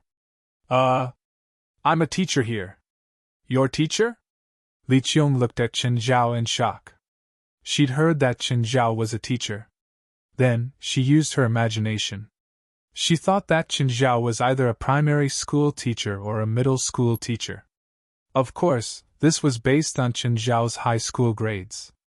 Qin Zhao and Li Qiong's grades had been about the same. They were both the type of people who weren't as good as the best but were better than the worst. Therefore, she didn't believe that Qin Zhao was a lecturer in a university. Moreover, it was the famous University of Los Angeles. After all, he'd lived here for more than 10 years. So, Li Qiong had a good understanding of American universities. Usually, regular university lecturers were assistant professors. In China, they were also called teaching assistants. However, teaching assistants in American universities were on contract and could be fired at any time. In America, to become a permanent associate professor, one had to publish at least one book in a related field. Usually, it was published in a university press and professional professors would be in charge of reviewing the manuscript. As long as one could become an associate professor, they'd be awesome. The school couldn't fire them without a good reason. Therefore, universities were filled with many associate professors. Many of them were old. In China, they had to retire at a certain age, but in America, as long as one wasn't an associate professor and didn't want to retire, the school couldn't fire them. Retirement meant a decrease in income. An associate professor's income was very high. Of course, to become a full professor, one had to have research results in at least one field. Special talents like Chen Zhao, who was recognized by the school, had to be a full professor. A full professor's income was several times, or even more than a dozen times that of a teaching assistant. A full professor could use the school's funds to do whatever they wanted. They could give a few lectures and do research in the lab when they didn't want to. There was no rule that they had to do research until noon. Of course, the school's funds couldn't be spent casually. If there was an economic benefit and the possibility of research, the school would strongly support it. If it was just a dream, they could fool the school once, but they might not be able to fool the school again. Qin Zhao didn't care about this kind of salary. After all, treating a rich person's illness was equivalent to a professor's annual income. Of course, Li Qiong only thought that Qin Zhao was a regular lecturer and didn't think too deeply. After hearing that Qin Zhao was a teacher here, Li Qiong couldn't help but think highly of him. "Why are you here?" "My sister is a student here," Li Qiong said. Qin Zhao tilted his head and looked at the girl behind Li Qiong. She looked a bit like Li Qiong, but she was taller. The girl seemed to be somewhat unwilling, and her face was filled with unhappiness. "By the way, do you know where Professor Hill Nan's office is?" "That's the teacher's office building up ahead. Hill Nan's office should be on the 3rd floor. I don't remember which room it is. You can go there and ask." "Okay, thank you. I won't bother you anymore. Let's have dinner together when you're free." "All right, goodbye." Li Qiong took her sister to Hill Nan's office.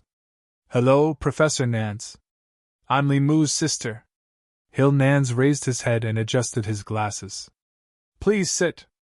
Professor Nance, I hope you can revoke my sister's punishment. I think she's already realized her mistake. I hope you can give her a chance to turn over a new leaf." "Miss Li, I'm afraid I can't agree. Your sister skipped classes for more than a month without asking for leave from the school, which caused the school to call the police. Your sister has caused a lot of trouble for the school, so I don't think it's suitable for your sister to attend our school. Professor Nance, do you want a girl's life to be ruined because of a mistake? Ms. Li, I hope you understand that she's already an adult.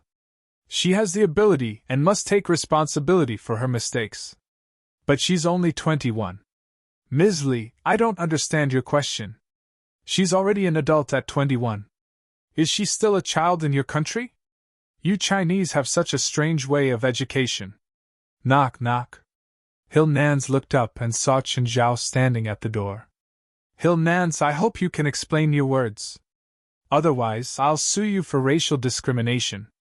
Mr. Chen, I didn't mean that." "Then what do you mean?" "I'm all ears." Crossing his arms, Chen Zhao stood there and stared at Hill Nance. Li Qiong stared at Qin Zhao in shock. She didn't expect him to come. "Okay, I'm sorry, Mr. Chen. I apologize for my inappropriate choice of words. I'm really sorry. You should say sorry to them." "I'm sorry, Ms. Li," Hill Nance said. "I apologize for offending you." Qin Zhao walked into the office. "Do you mind if I listen?" "Of course not. After all, you're a medical professor too." Li Qiong's eyes widened in disbelief. She'd heard from her Chinese high school classmates that Qin Zhao had gotten into a medical university in China. She didn't expect that Qin Zhao was a medical professor at UCLA. How old was Qin Zhao? He should be at most 3 years away from graduation, right? In her impression, shouldn't professors be white-haired old men? Wasn't Qin Zhao too young? "I want to know what happened." Qin Zhao looked at Li Qiong and her sister. "Li Mu skipped classes for a month," Li Qiong said. "Mr. Chen, I'm sure you know that such serious absenteeism isn't allowed in school." Qin Zhao looked at Li Mu. "Li, aren't you going to explain where you've been this month?" Li Mu hesitated for a moment, then said, "I originally applied for a week's leave from school and went to Alaska with my classmates. However, because of the heavy snowfall and the arrival of the military, we were put under military control. Me, Vestana, and more than 30 tourists were all restricted from leaving the snowy mountain for 10 days. After that, the military found out that we were medical students and requested us to stay and act as temporary military doctors." Qin Zhao and Hill Nance exchanged glances. Hill Nans asked in confusion. If that's the case, why didn't you tell me before? Chapter 1065.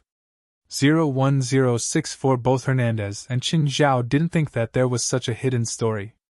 However, they couldn't confirm whether Li Mu was telling the truth yet. Do you have any other evidence? Hill Nans asked. When we left the restricted area, one of the colonels gave me a phone number, Li Mu said. I'm not sure if it's useful. If what she said is true, then I can revoke your punishment, Hernandez said. Qin Zhao turned to Hernandez. Hill Nans looked at Qin Zhao. Mr. Chen, are you okay with this? Of course, Qin Zhao said. If she's lying, then I won't object to any punishment. He'd basically done everything he could. If Li Mu was lying, then even Qin Zhao wasn't in a position to help. Li Qiong could see that Hernandez respected Qin Zhao a lot. Although Hill Nans said that he was the decision-maker, he was very biased towards Qin Zhao's suggestion. Then I won't disturb you anymore. I'll leave first. Qin Zhao left after completing his mission. Then, he left Li Mu a phone number. Li Qiong also left with Li Mu. Qin Zhao, wait. Li Qiong caught up with Qin Zhao. Li Qiong looked at Qin Zhao with a complicated gaze. To be honest, Qin Zhao's current achievements had indeed exceeded her expectations. She didn't expect Qin Zhao to be a professor at UCLA at all. He looked very prestigious too. Qin Zhao, thank you for just now. It's nothing. I just happened to overhear that old man's words. Otherwise, I wouldn't be in a position to help. Qin Zhao shrugged. In the future, I'll need you to take care of Li Mu in school. She's also a medical student. Qin Zhao glanced at Li Mu. She clearly didn't want another person to take care of her in school. Qin Zhao didn't want to be a busybody. Actually, Mr. Hernandez said that he's a very good professor. Your sister doesn't need me to take care of her. Li Qiong was helpless. She didn't have any connections.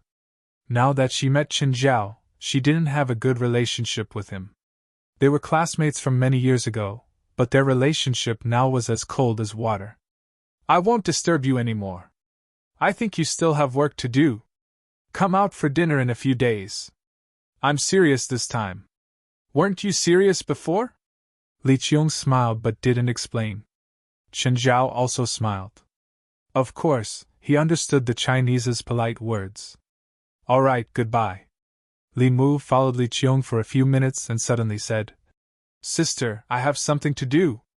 I'll leave first. You go home first. Where are you going? Just say that you have something to do. It's only the second day of the new year, and you're already running out. Then I'll just stay at home and not go to class. Are you satisfied? Li Mu was different from her sister. When her family first migrated here, she almost didn't feel any pressure from her family. The only thing she enjoyed was the protection of her family. That was why she had the personality of a princess. No one at home could control her. Take this matter as an example. She could go wherever she wanted.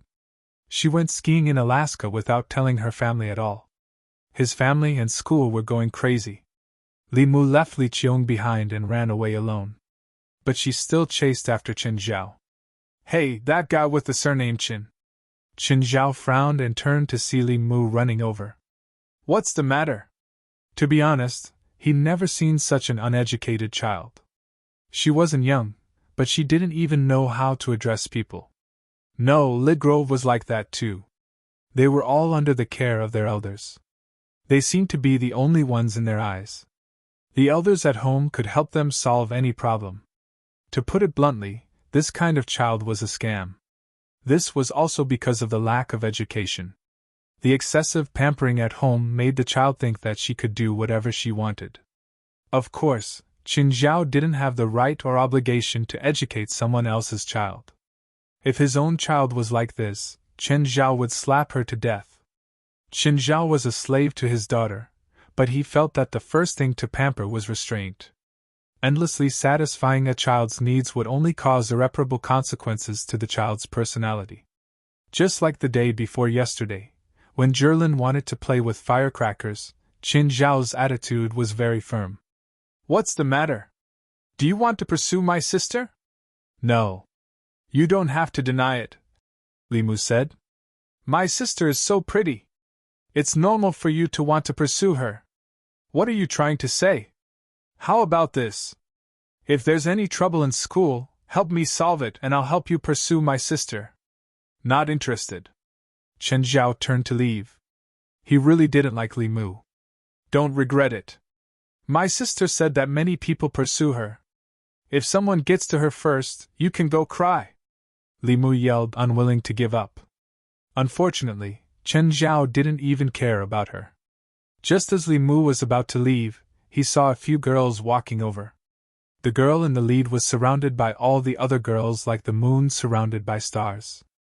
Everyone looked at the girl with eyes full of worship. That was Evely, the famous student from UCLA, who was also the legend of the school. No, she was the legend of the swimming world. Li Mu also said as he looked at Evely with admiration. She also wanted to join Evely's side. Unfortunately, she was only a freshman and didn't know Evely at all. Or rather, she didn't know any of the girls around her. Hello, Evely, Li Mu greeted. Evely looked at Li Mu. Hello? There was no more interaction. Evely saw the figure in front of her.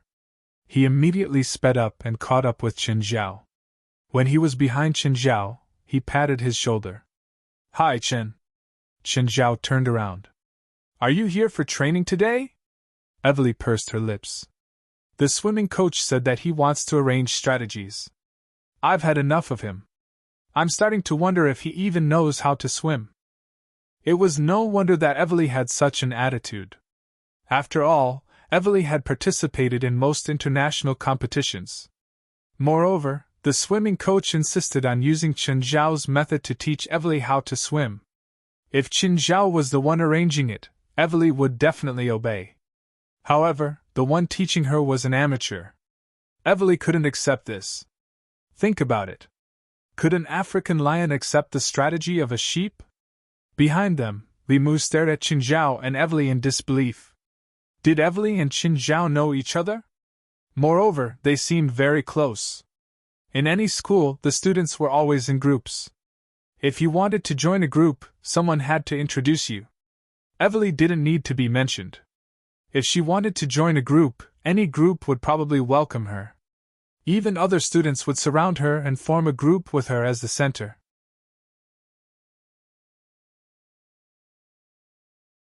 Chapter 1066. President, we've found the exact location of Nasamara. It's close to 8,000 kilometers from the LA port. Got it. Did you get the ship I wanted you to rent? I've already rented it. It's a large ocean-going ship. It used to be an icebreaker, but it has undergone some modifications. Now, it's an ocean-going ship. However, I'm not sure if Klaus and the others can pilot it. They should be fine. You guys get ready too. We'll leave tomorrow. Then, Qin Zhao hung up. Evely looked at Qin Zhao. You look busy. I've been busy these 2 days, Qin Zhao replied. Is it because of Chinese New Year? I think you Chinese have to visit friends and relatives during Chinese New Year. You didn't come to visit me. You're my student, Qin Zhao said casually. I have something to do. Bye. Bye. In the afternoon, Qin Zhao and West went to see the ocean ship. It was called Conqueror. It was an icebreaker with a displacement of 8,000 tons and a length of 110 meters. It looked as huge as a monster in the water. Renting it for a day cost $150,000. This was quite expensive. However, there was only one suitable ship. Unless Qin Zhao and Helith were willing to wait. Qin Zhao didn't want to wait too long. So, he signed the rental contract right away. The next day, everyone was ready to go. Qin Zhao, West, the 6 members of the Lightning team, Alice, Helith, Jalag, Padalu, Payne, Eric, and Risa were going. There were 15 people in total. Before they set sail, they also brought along an armed helicopter. This attack helicopter was also in case of emergencies. At noon, Conqueror set sail. The ship sailed into the depths of the sea. The Conqueror, which originally needed 20 crew members, Klaus, 6 people, and Jalag and Padalu made the ship move smoothly. Qin Zhao lay on the deck. It was as if everyone else's work had nothing to do with him. No one asked him why he was so relaxed. Helith walked onto the deck. President, how are you today? It's all right. Helith's reply was slightly forced. Are you worried about our destination? I'm afraid. Helios wasn't very confident. That fear came from her bloodline. She didn't know what she was going to face. But there was always a voice in her mind, reminding her not to go near that place. At this moment, a giant beast leaped out of the sea. Helios and the people on the deck gasped. It was the first time for many of them to see a mon. They'd all heard that Qin Zhao had a killer whale, but they were still shocked when they saw Amon's body. It was like a giant beast born from the primordial chaos, especially at medium to close range. Facing Amon's huge body, everyone felt pressured. No matter where we are, no one can defeat us. Don't forget, we are the supernatural organization. Harold let out a long sigh. Guildmaster, I understand. It's good that you understand. Relax well before we reach our destination. After the Conqueror entered the distant sea, Klaus and the others could finally relax. They no longer had to stare at the instruments in the cockpit. Except for one person who stayed in the cockpit to steer, everyone else started to relax. Klaus, what's the ship's speed now? Guildmaster, it's 20 now. This ship can go up to 60. Should we speed up? No, let's keep it like this, Qin Zhao said. How do you feel about the strength potion? Better than ever. An excited expression appeared on Klaus' face. I feel like I'll never get tired, and I always have an inexhaustible amount of energy. Should we race with this ship and see if we can catch up? Guildmaster, I definitely can't catch up. I can't do it now. It's fine. Try. Even if you can't catch up, I'll have Amon take you. Okay, let's try. Qin Zhao shouted. Come. Klaus is going to have a swimming race with the Conqueror. Place your bets. A group of people gathered around. Klaus, can you swim faster than this ship? Regardless of whether he couldn't admit defeat. Of course. Then I bet you can win. Don't let me lose. I bet Klaus will lose. I'd bet $100 that Klaus will definitely win. Everyone was rather active. Before long, Qin Zhao had already collected more than $1,000. After warming up, Klaus started swimming. After using the strength potion, Klaus' fitness and stamina had both improved by leaps and bounds. 1 knot was about 1,850 meters per hour. 20 knots was 37 kilometers per hour. A normal person definitely wouldn't be able to catch up. However, Klaus felt that he had some confidence.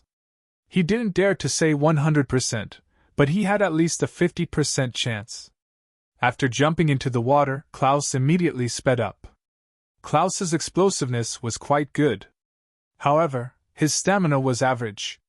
Qin Zhao silently observed Klaus' performance. He wanted to compare Klaus' performance with his own after using the strength potion. He realized that Klaus' performance was the best among the 6 members of the Lightning team. However, even with the best effect, it still didn't reach Qin Zhao's expectations. At least, in terms of swimming speed, Klaus could only be said to be better than a normal person. However, compared to Gaia, he was much worse. Of course, he couldn't compare to Qin Zhao either. Qin Zhao had used the perfect strength potion back then. It was much better than normal strength potions. It seemed that there were differences between people too. There were also differences between people who'd used the strength potion. Just as the people on the ship were having fun, a ship passed by the Conqueror. From its appearance, the ship was probably half the size of the Conqueror. It was more than 150 meters long. Its displacement was probably twice that of the Conqueror. Whether it was the people on the ship or those playing in the water, they all looked displeased. It wasn't because the other party's ship was bigger than theirs, but because in this vast sea, the other party just had to come so close and pass by them. This feeling was like a direct provocation. Chapter 1067. Qin Zhao looked at the opposite ship, the White Envoy. I hate that ship, Helis said, looking at the people on the White Envoy. Do you know the people on that ship? Qin Zhao asked. No, and I don't want to. Just then, the White Envoy stopped. At the same time, it sent a signal to the Conqueror, telling it to stop. Guild leader, they want us to stop. Should we stop? Klaus asked as he reloaded his gun. What are you doing? Qin Zhao glanced at Klaus. Don't be so violent. Our slogan is love and peace. Use love to change the world. The people around Qin Zhao all looked at him strangely. President, when did we have such a noble philosophy? This is what I just decided. I feel that our association must have a principle. We must believe that we can change every enemy. All enemies can be changed with love. What if we meet an extremely evil enemy? Then we have to change them with great love. What's great love? A feeling from the bottom of our hearts. President, we can feel it, but we might not let them feel it. It's asking about the women in their family. At this moment, the White Envoy sent another request to stop the ship. President, they want us to stop again, Klaus said. Then let them do as they wish. I hope they can feel our strong love. President, leave that man to me. Helis pointed at the man in the trench coat on the opposite deck. Maybe we can get some information from him. Helis didn't admit it, but she definitely knew the man. Helis, can't we hurt him? Klaus asked. As long as we keep his mouth open, Helis said coldly. Do whatever you want. I understand, Klaus said. Stop the ship. Greenland, prepare for battle, the man in the trench coat said calmly. These guys don't look friendly. The bearded captain, Greenland, stood beside the man. You're the one who provoked them, Greenland said, rolling his eyes. You know the people on the opposite ship? I do. Do you see that cute girl in black? The man in the trench coat pointed at Helitha's figure. That is my little sister. By blood. Of course, don't you think it's cute? Hee hee. Since she's from the same bloodline as you, she should be a monster like you. We're different. The man in the trench coat shook his head. She possesses a unique bloodline, but she has always resisted the power of her bloodline, while I have obeyed the power of my bloodline. She used to be stronger than me, but now she is definitely not my match. Is she heading there as well? Greenland asked. Very likely. The man in the trench coat nodded. Since I sensed it, she might have sensed it too. At this time, the two ships connected, and Greenland made a hand signal to his subordinates. For a moment, the people on the two ships were at each other's throats. The crew on both sides pointed their guns at each other. Hey, Helis, how are you? The man in the trench coat stood at the bow of the tall ship and shouted at Helis. Everyone looked at Helis. Qin Zhao stood beside her. He gave the command completely to Helis. She could do whatever she wanted. Go and let them feel the president's love. Helis' tone was calm, but it was filled with coldness. Klaus loaded his gun and took out a grenade, throwing it high into the opposite ship. Boom! With a loud explosion, both sides started firing. The man in the trench coat and Greenland acted as if it had nothing to do with them. They just stood on the deck and looked at Helis. Helis, is this how you treat your brother? If you surrender now, I can promise you that you'll live. You know that I always keep my word. Brother? The man in the trench coat actually said that he was Helis' brother.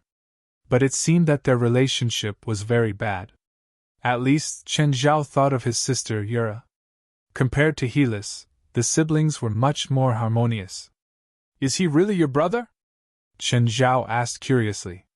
President, when we catch him, I think he'll answer your question personally. Helis looked at the man in the trench coat. Adam, do you remember 10 years ago? Adam's expression instantly turned gloomy. Helis, I swore that I'll get back all the humiliation you gave me. Trust me. I'll do what I say. It seemed that Helis' past had given her brother quite a psychological shadow. President, do you need us to do something? Pen En came to Qin Zhao's side. He seemed to be eager. No, Qin Zhao said. It's not time for you to do anything yet. President, do you want to know my relationship with Adam? Helis asked. I won't force you, Qin Zhao said. We have different fathers. My mother is a black witch, Helis said calmly. She has been pursuing powerful undead servants all her life, but no matter how powerful they are, she could never be satisfied. You also know that no matter what kind of undead servant it is, there are all kinds of problems. Finally, she thought of a solution, Harius said calmly. Qin Zhao turned his head to look at Helis. Her tone suddenly turned angry. She thought of a solution. She thought it was the perfect solution and carried it out. That evil mother of mine. Adam looked at Helis on the other side of the boat. I'm sure you're familiar with her. Thinking of the woman, Greenland's expression changed. What solution did your mother think of? Hear her. Adam pointed at Helis. She's the solution my mother thought of. In the undead system, the strongest is undoubtedly turning into a lich. But to become a lich, one must first turn into death. My mother didn't want to die, so she thought of another solution. She had someone die in her place, and then forcefully turn them into a lich. She then cast a spell to strip away their magic. That way, she doesn't need to die to obtain the lich's magic and control it. Greenland knew Adam and Helis' mother. He knew how evil that woman was. But now, it seemed that he had underestimated how scary and evil that woman was.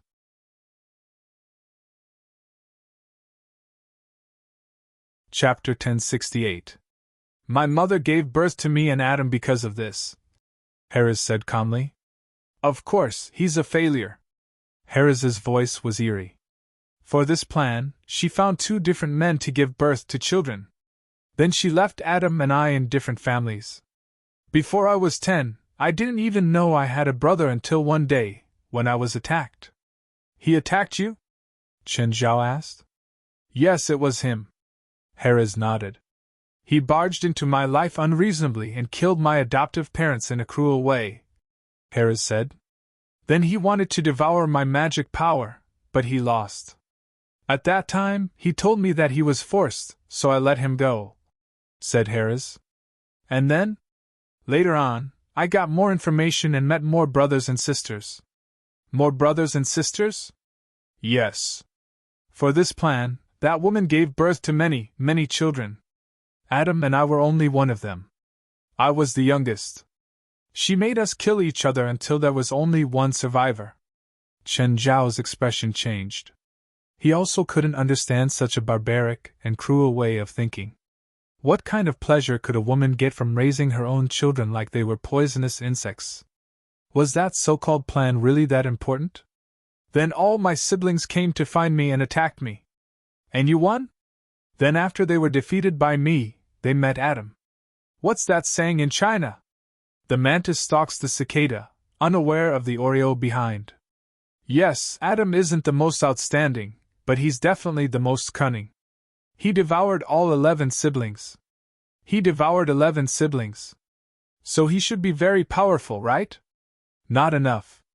Not enough, Adam said. I'm not strong enough. I still need Harris. Only I have the power to resist that woman. Hearing Adam's words, Greenland's scalp went numb. You want to become enemies with that woman? I won't help you. I don't need your help, Adam said calmly. I can do it alone. Adam looked around him. The crew members of the White Envoy had been killed and scattered everywhere. It's about time for us to make a move, Greenland said. These guys are really powerful. They're actually unharmed. Make your move. Adam had no interest in Klaus and the others. In his eyes, Klaus and the others were just ordinary people. He felt that he should conserve his strength to deal with Heli's. Even though his description of Heli's was so light, it was hard for him to believe it. After all, he had suffered a few losses at Helith's hands. Therefore, he did not dare to be careless. However, this time, Helith's reaction was completely different from the panic she showed when they met in the past. Today, Harris remained calm from the beginning to the end. Could it be that she thought victory was in her grasp? Or had he given up resisting? This was probably the first time Qin Zhao had been looked down upon so much. After standing beside Helios for so long, Adam still saw Qin Zhao as a bystander. Greenland was already moving. Do you want me to deal with these guys? Of course, don't tell me you expect me to take action? Greenland turned around and looked at Klaus and the others, who were already surrounding them. The crew members on Greenland's ship were all average. After all, their main profession was sailing. Compared to elites like Klaus, they were much weaker. Moreover, they were a group of enhanced elites. Greenland turned around and looked at Klaus and the others. Do you know that you've angered me? Greenland had an arrogant attitude from start to finish. Klaus pointed his gun at Greenland. With a bang, Greenland's shoulder exploded into a bloody flower. Greenland took a step back and looked at the blood on his shoulder. I'm going to kill you. Greenland's face was filled with rage. But just then, an even more intense hail of bullets greeted him. 6 machine guns all pointed at Greenland and started firing. Klaus and the others knew very well where they were weak. Against a spiritualist, their only chance was to gain the upper hand with a show of strength. First, they would cripple the opponent, or rather kill him. Soon, Greenland's body was riddled with holes. Right now, Greenland's body was on the verge of collapse. It was as if he would fall at any moment.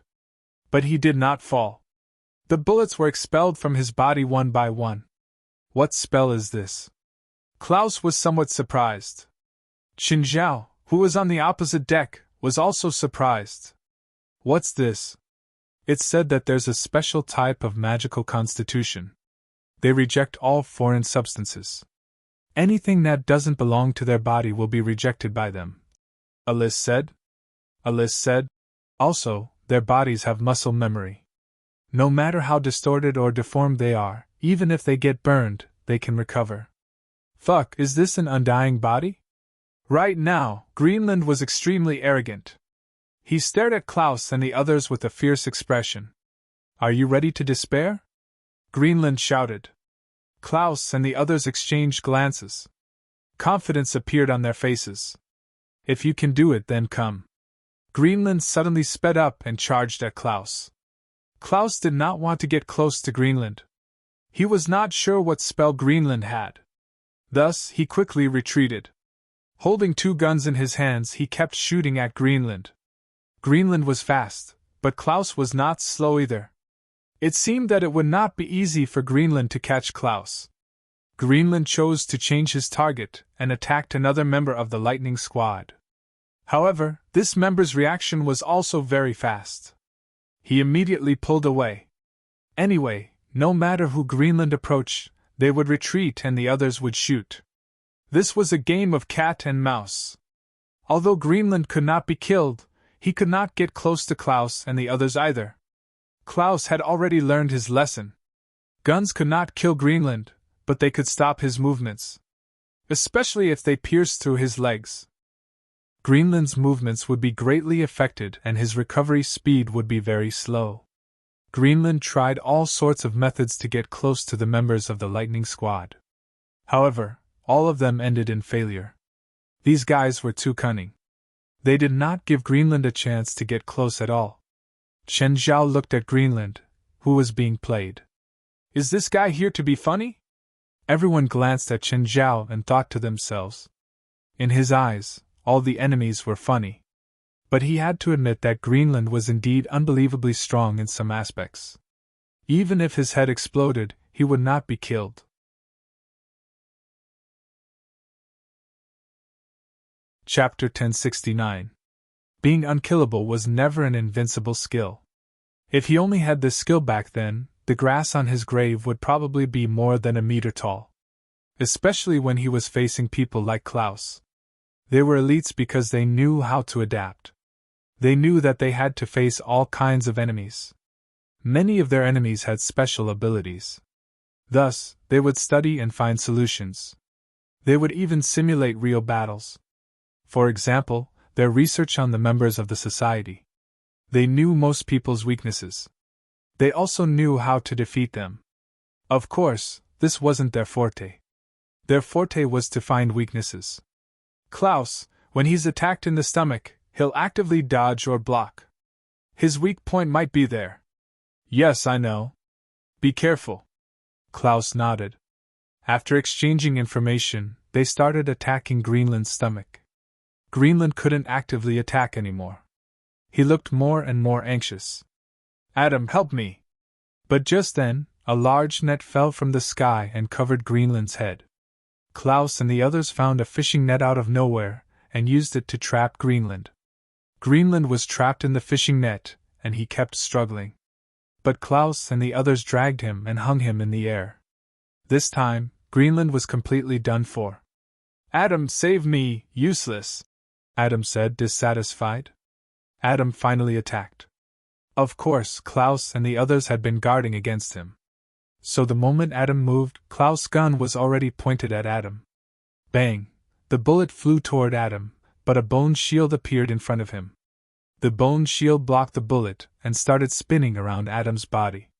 You're all going to die, every single one of you! Adam twisted his neck. Suddenly, Klaus felt a chill behind him. Without thinking, Klaus pounced forward.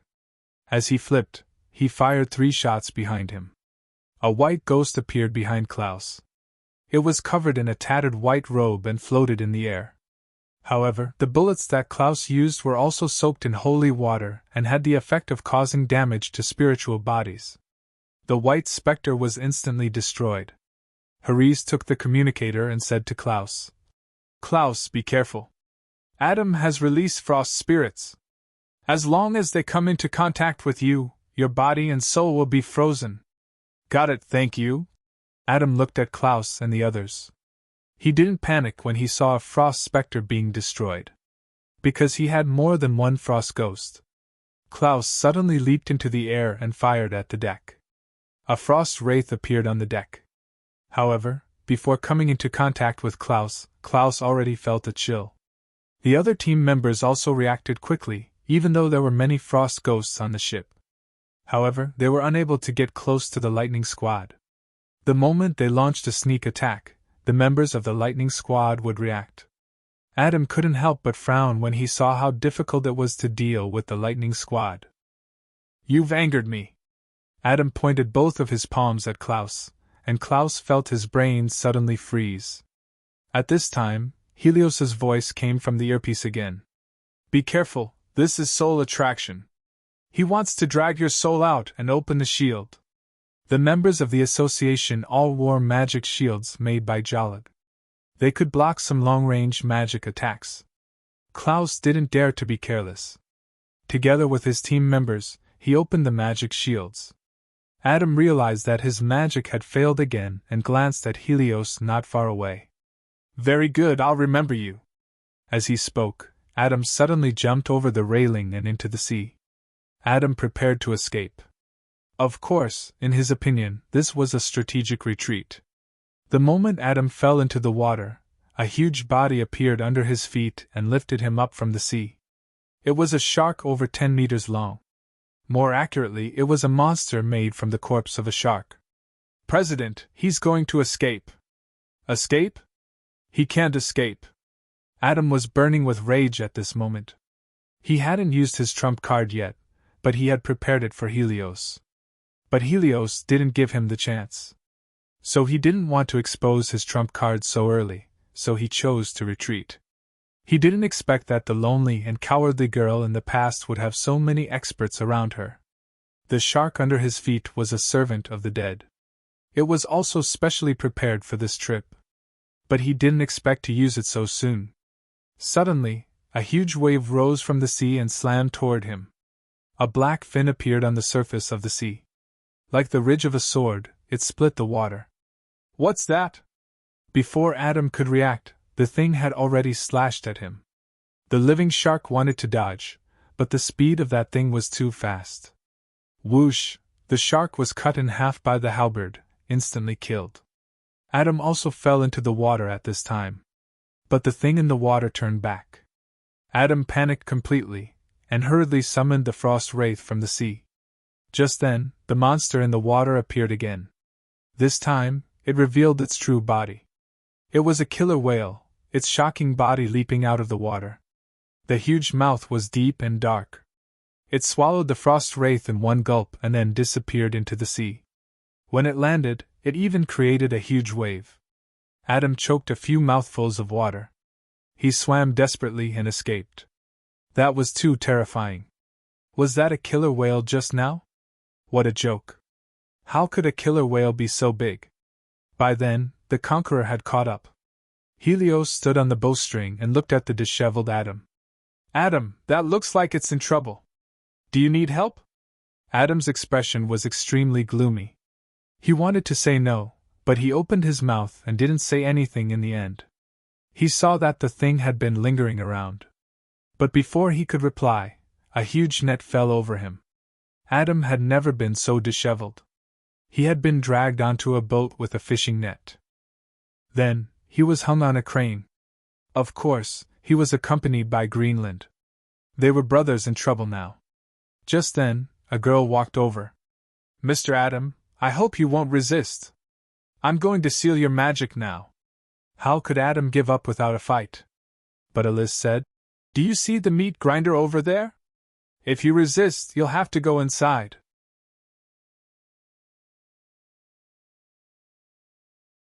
Chapter 1070. Why is this meat grinder still here? Didn't the president bury it last time? West asked, confused. This meat grinder came with this ship. It's not the one from last time. Eris quickly placed the seal on Adam. The fishing net loosened and Adam fell to the ground in a sorry state. In the past, Adam would go wherever he went. But now, almost no one paid attention to him. Some even walked around and played. He was like a person of no importance. Only Harold was not far away, quietly watching Adam. Adam straightened his clothes and tried his magic again. As expected, he couldn't use it. This made Adam angry and gloomy. There were two people Adam hated the most. One was his mother, and the other was his sister. His mother was like a demon. She'd brought him too many disasters and torments since he was young. The other was his sister, Helios. Helios was the first person to pull him back from his pride. Helios's unparalleled talent made him jealous and hate her. Now, he fell into Helios's hands again. Although Helios didn't do anything from start to end. But a loss was a loss. No matter how unwilling he was, he couldn't change the result. Suddenly, someone pushed Adam's back. Adam took 2 steps back, looked back, and saw Klaus shoving him. What are you doing? Klaus didn't go easy on Adam. He kicked Adam's stomach. Adam broke out in cold sweat from the pain. He clutched his stomach and knelt on the ground.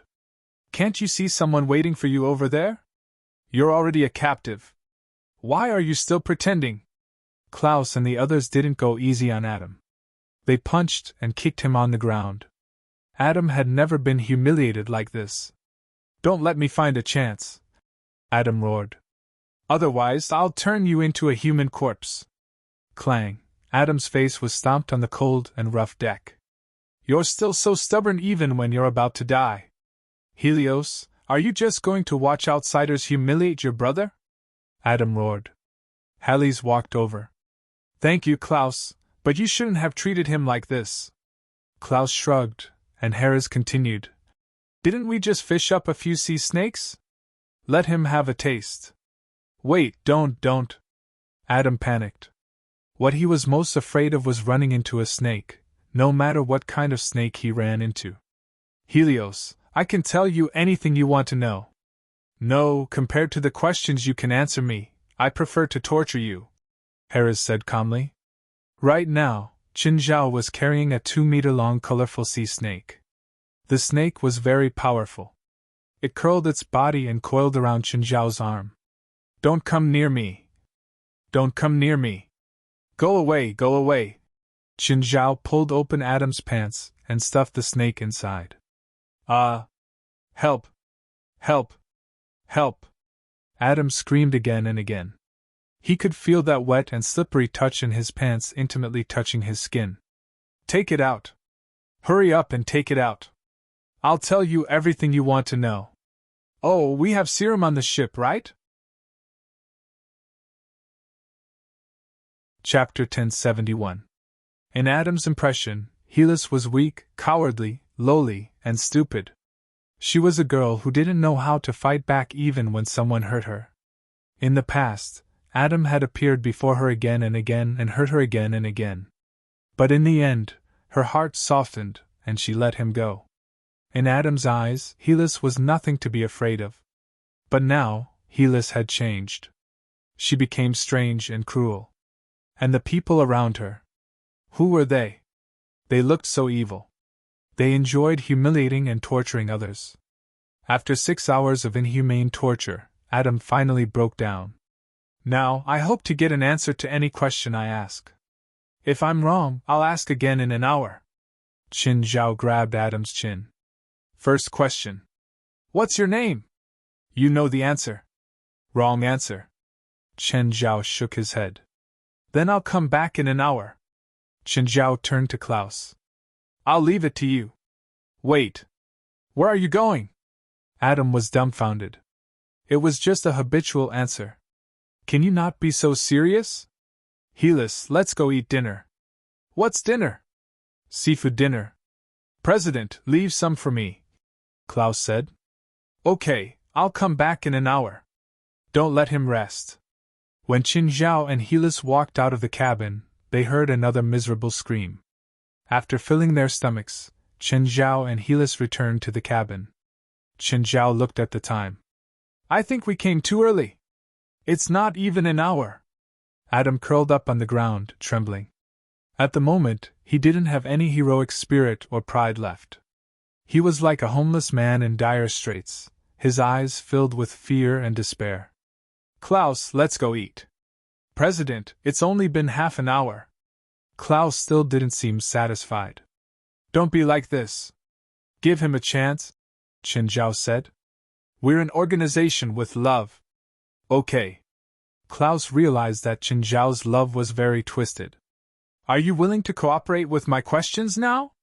Adam curled up on the ground. When he looked at Qin Zhao, his eyes were filled with fear. Now, first question. What's your name? Adam. A few years old. 28. What is your mother's name? Ava. Why are you here? Adam looked at Helios. Same as you. Then what is our purpose? Nasamara Island, search for traces of our ancestors. Be more specific, Qin Zhao said. Adam looked at Qin Zhao and then at Helios. You don't know? Adam suddenly felt a sense of hope. He seemed to feel that he had something on him. Do you want to know? Unless you promise me something, I won't tell you even if I die. President, let's give him some time to think about it. Maybe he'll change his mind tomorrow morning, Harold said indifferently. Sure. Qin Zhao nodded. The two of them turned around again, intending to leave the cabin. Adam panicked. Don't go, don't go. You'll regret it. Helios, my mother will go to Nasamara Island too. You'll meet her then.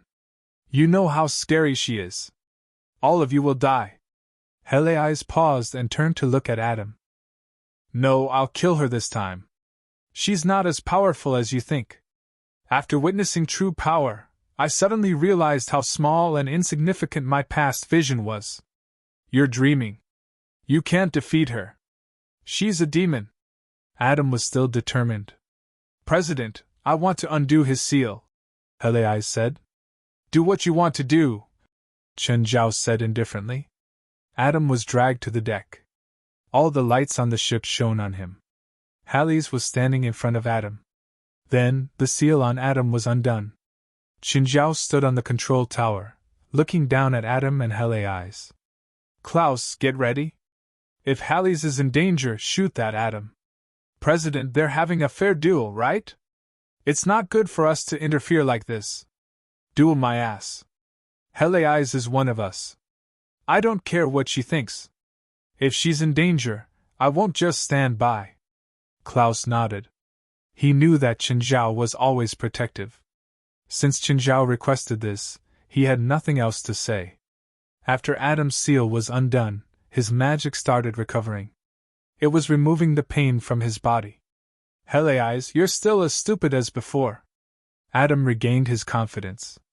He glanced at the onlookers. Today, everyone on this ship will die. Adam, I'm not who I used to be. Really? A strange smile appeared on Adam's face. Suddenly, Helios felt a chill under her feet. A frost spirit ambushed her from below the deck and grabbed her feet. In my eyes, you're still a child who won't grow up. You can never escape. Just like my 11 brothers and sisters in the past, you'll be like them and become a part of me. Helios looked up at Adam. Adam, you still don't understand. I'm different from you and them. Do you think you can fight against them after devouring them? Helios pulled her feet and took a step forward. The frost wraith that was grabbing onto her feet began to shatter. Such a cheap trick is meaningless to me. A beam of light shot out of Adam's eyes. 11 figures appeared beside him. All of them had once been Adam and Helios' brothers and sisters. See? They belong to me now. They all have the abilities they had when they were alive. And you will be the 12th. The 12 evil spirit servants released spells at Helios at the same time. Helios' lips curled into a smile. Her body suddenly turned into mist and dissipated. The spells missed.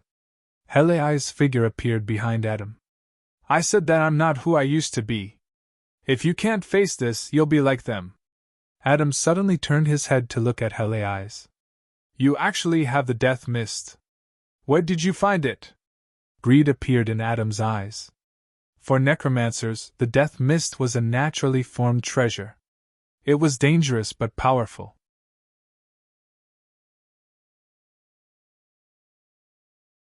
Chapter 1072. You belong to me. The death mist belongs to me too. Adam didn't panic. Instead, he was very excited. Fuck. Hearing this, Chen Zhao was about to explode. Is this asterisk Shola Siscon? Listen to his perverted words.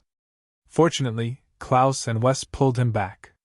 President, I don't think he meant that. Adam clearly didn't know. He'd almost angered Chen Zhao with this. A few green skulls appeared beside Adam and circled him. The skulls moved in and out of the mist. They tracked Helith's figure. However, every time it came into contact with Helios would dissipate into mist. Suddenly, a skull appeared behind Helios without any warning and bit her shoulder. I've caught you. Adam chuckled. This way, you won't be able to escape. Adam came in front of Helith with a smug smile on his face. Don't worry. I won't kill you, at least not now. I'll return the torture you just gave me double. Do you know the characteristics of the death mist? Helios suddenly asked. Characteristics? What characteristics? Assimilation, Helios said. At the same time, she reached out and removed the skull from her shoulder. Helios wasn't hurt at all. Adam didn't understand. The death mist can assimilate other death-type auras. Hera's increased the strength in her hand and the green skeleton was instantly crushed. A wisp of green smoke came out of the green skull. Helios inhaled deeply and sucked the smoke into her mouth. The death mist is the most corrosive substance in the world, Helios said. Everyone who is lost in the death fog will eventually become a part of it, Harry said. Adam's expression changed drastically. He turned to escape from the death mist. But after a few steps, he realized that he'd run back to Helios. Looks like you're lost. Do you need me to show you the way? Adam immediately commanded the 11 evil spirit servants to attack Helith to buy time for him. But the 11 evil spirit servants stood where they were, dumbfounded. They had low intelligence to begin with, and now the dense death fog had also corroded them. Seeing that the situation was bad, Adam immediately raised his arm and yelled, Angel of Death, please lend me your power so that I can corrupt everything in front of me. A streak of black light broke through the fog and landed on Adam's body. This was his trump card, borrowing the power of the great demon King Abaddon, the emissary of death and plague. As a follower of Abaddon, Adam could borrow Abaddon's power for a short time. At this moment, 2 large hands reached out from the fog and pulled Adam's arms straight. This was Helios's corpse demon. The corpse demon controlled Adam. Harold stepped forward and grabbed Adam's neck with both hands. You know, this is the moment I've been waiting for. Adam's face was full of horror. What? Abaddon's power, Harry said with a smile. You and them all belong to me. Adam suddenly realized that the Helith before him was so unfamiliar.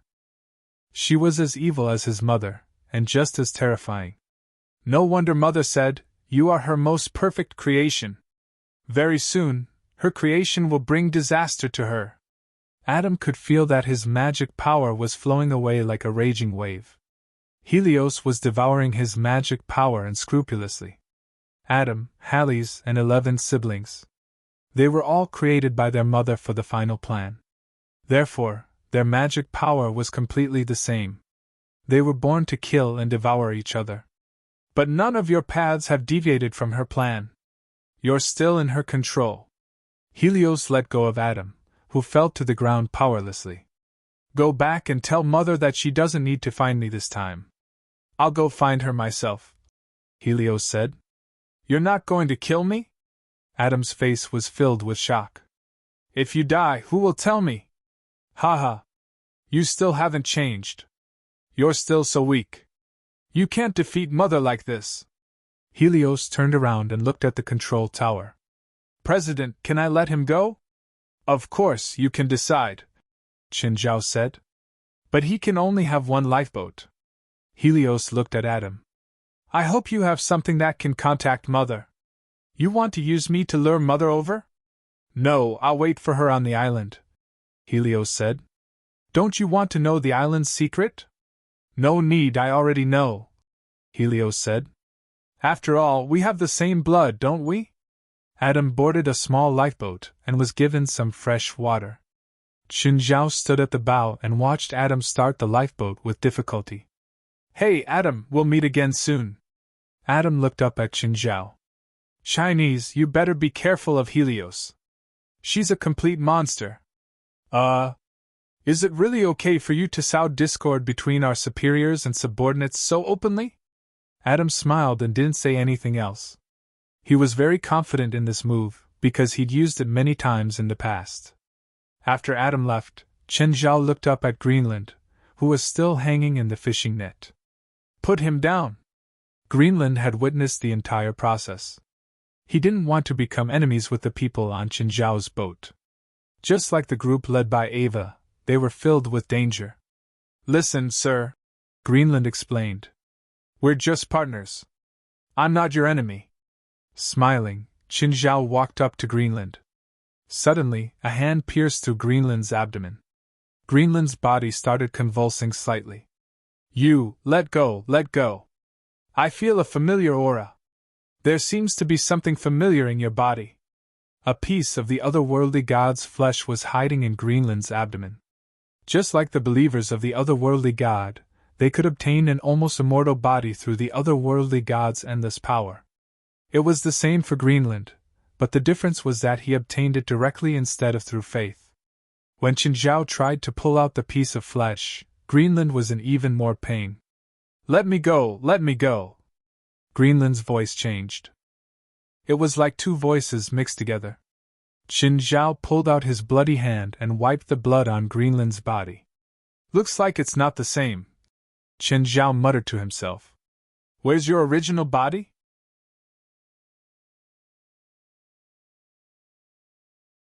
Chapter 1073. Of course, Qin Zhao said, smiling. I don't want to cause unnecessary trouble. Hey, can you tell me before you penetrate my stomach next time? First, I have to say that the thing in my stomach and I are just using each other. I'm not that familiar with it. Your consciousness isn't controlled by it? Qin Zhao thought that he was talking to the otherworldly god and not Greenland himself. Can this thing control consciousness? Greenland was stunned for a moment. Then, his face was filled with fear. Damn it! Take it out, take it out! I knew it wouldn't be that easy. I'll go crazy and be devoured by him. I'll become a monster, You seem to understand. You're right. Qin Zhao shrugged. I was just talking nonsense. You're not lying to me, right? Don't listen to his nonsense. I'm different from those adult yes gods. I'm harmless. I'm not an ES God clone. I'm just the original body, Greenland said. You're controlling me right now, Greenland said in panic. If I could swallow your consciousness, would you still be able to say that? Maybe you're waiting for an opportunity. Maybe you think I'm still useful. President, just kill him, them. They're ticking time bombs on the ship. Hearing Helitha's words, Greenland wanted to jump off the ship immediately. But when he came to the edge of the fence, he saw a huge shadow swimming past the boat. Are you sure you want to go into the water? There's something down there that really likes to eat the otherworldly god. Greenland was in despair. The people on the ship were scary, but the people below were even scarier. Whatever. Just stay on the ship and do some research for me. If you agree, you can live for now. If you don't, you can be my pet's food. What kind of research? Don't be scared. It's just a normal dissection. It's not something scary. Greenland was in despair, but there was nothing he could do. Then, Greenland was locked in a room. This was the room Adam had locked in before. There were many scary equipment in the room. Helith came to his side. President, I have something to tell you. Wait. If you're going to confess to me, I'm not prepared at all. I won't accept it. Hallis looked at him with a dead fish's eyes. President, you're thinking too much. Okay, Qinzhao said, disappointed. President, if you were a little younger, maybe I would really confess to you. I'm only 27 years old. He's only 27. So we're already 2 generations apart. Let's get down to business. What did you want to say to me just now? I, Adam, and my mother Ava are the most orthodox descendants of Nasamara, and we are of Nasamara's noble bloodline, Hela said. How did you know? I just devoured the magic power of Adam and 11 other brothers and sisters. More inheritances in my bloodline have been unlocked, Harid said. In the inheritance of the bloodline, I have obtained more knowledge and learned more. The fall of Nasamara is related to my family. What's going on? The Nosimiran civilization was a very special civilization. They lived on an island, and at their peak, they only had a population of a few 100,000. However, because of the size of the population and the size of the land, the entire civilization was in conflict. The war began and ended with tens of thousands of people dying on the battlefield. However, the people were not happy because the end of the war meant that the population would expand again. 6,000 years ago, there was actually a problem of population expansion. Then, my family's leader came up with a plan to kill ordinary people to suppress the population expansion and preserve the nobles. Killing without reason? Helis continued. It wasn't without reason. That person had other plans. He seemed to want to use the blood of tens of thousands of people to create something, but it was not completed in the end. My family fell apart because of this. The entire family was dismembered by the angry people. My ancestors escaped overseas. After drifting on the sea, they came to Europe and forgot their bloodline and identity. They started a new life. Shamans kept appearing in my family and participated in the process of history. What your mother is looking for is that unfinished thing. Helis nodded. The blood of tens of thousands of people seems to only be half done. The ancestors' inheritance has always flowed in the bloodline. As long as the descendants reach a certain level, the ancestors' memory will be awakened and they will be forced to go to Nasamara to find that thing. Did none of your ancestors reach the awakening stage? Or was someone awakened, but they couldn't find it? No, someone was awakened, but that thing only appears when the Betos comet comes once every 159 years, so no one has been able to get it. What's that thing used for? The Agama Bridge. What? Every civilization and every religion has their own heaven. Agama is Nasamara's heaven. Apparently, that thing is called the Agama Bridge. Can the Agama Bridge end your nightmare? Chen Zhao asked. Maybe. That's good. Our current goal is to find the Agama Bridge. As for the mission, the inheritance, and the guidance of fate, it has nothing to do with us. Whoever stands in our way, we'll kill them. It's that simple. President, my mother isn't weak. She's caused countless horrors. She's the evilest and cruelest woman. So, if I want to kill her, will you stop me? I want her to die. What kind of magic is your mother good at? Necromancy is her forte, but she's also good at voodoo, curses, and alchemy. In the past 20 years, she's even developed her own magic system, mixing the spells she's good at. She's the most famous black witch. Countless forces have tried to kill her, but she escaped in the end and counterattacked. It's okay. I'll definitely kill her. I'll make it so that she can never rise again. The next morning, the sun didn't appear and the sea was still raging. Dark clouds covered the sky and the conqueror bobbed up and down on the sea. A storm was coming.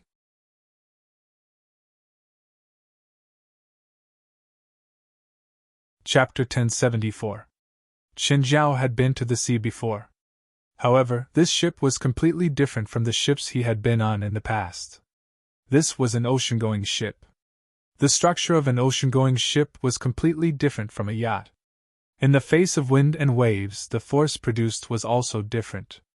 When an ocean-going ship faces a wave, it is a positive force. When the wave hits, the bow of the ship will lean forward, and the force of the wave will spread throughout the entire ship. The yacht, on the other hand, was a diffusive force. In the face of the waves, the yacht would sway left and right, and then dissipate the force. It was very difficult for people to feel the force of the waves. If the two were to be compared, the structure of the ocean-going ship was more cohesive. It was also because of this structure that it could carry more weight and resist stronger winds and waves. However, the people on the ship were not comfortable. Although the yacht's ability to withstand the wind and waves was not as strong, it increased the comfort. This was also why he didn't feel seasick on the yacht. On the contrary, he would get seasick if he took this long-distance ship. Yesterday, they were still in the coastal waters and the waves weren't big, so Qinzhao didn't feel anything. But today, the wind and waves were a little stronger, and Qinzhao couldn't take it anymore. It was also the first time the people in the association saw Qinzhao so weak. Everyone's faces were tense today. They didn't dare to show any expression before Qinzhao. They were afraid that they wouldn't be able to hold back their laughter when they saw him. Qinzhao was weak at the moment, but he was still Qinzhao. Everyone on the boat looked normal, but Qinzhao was the only one who was seasick. At this time, they had already reached the distant sea. But the color of the sky was very strange. Generally speaking, this kind of low-pressure air flow was regional, and it would clear up after 1 or 2 hours. But the conqueror had been sailing for an entire morning in this low-pressure layer. The sea was also unusually violent. Qinzhao breathed in the air outside. Alice came over with a glass of water. "President, do you want some hot water?" "No need. Let me get some fresh air." Qinzhao was a doctor himself. He knew his own symptoms. He already regretted his journey this time. If he had known this would happen, he would have brought the yacht out. However, there was still a certain degree of risk in driving a yacht into the deep sea. It was not that it was impossible. In fact, large yachts had the ability to sail long distances. However, they weren't here for fun this time, so Qinzhao cared more about his yacht. He didn't want the yacht to have any problems because of this. Qinzhao lay on the chair, enjoying the sea breeze. He didn't know how long he had slept. Suddenly, he heard someone call him. Qinzhao opened his eyes slightly and glanced at West, who was shaking him. "What is it? Dinner?" "No. President, look over there." West pointed into the distance. There was a ship about 2 nautical miles away. But the bottom of the boat was floating on the water, with its bottom facing up. There were also 3 men and 2 women standing on it.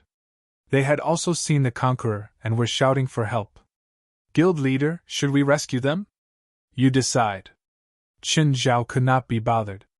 "Don't call me if you don't have an appetite." "All right." West looked at the person calling for help in the distance and ordered, "Move the boat over."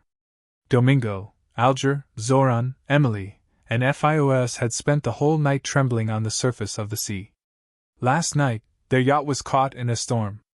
Fortunately, the 5 of them liked to surf and dive, so they were good at swimming. Only then did he manage to escape from the cabin in time when the yacht capsized.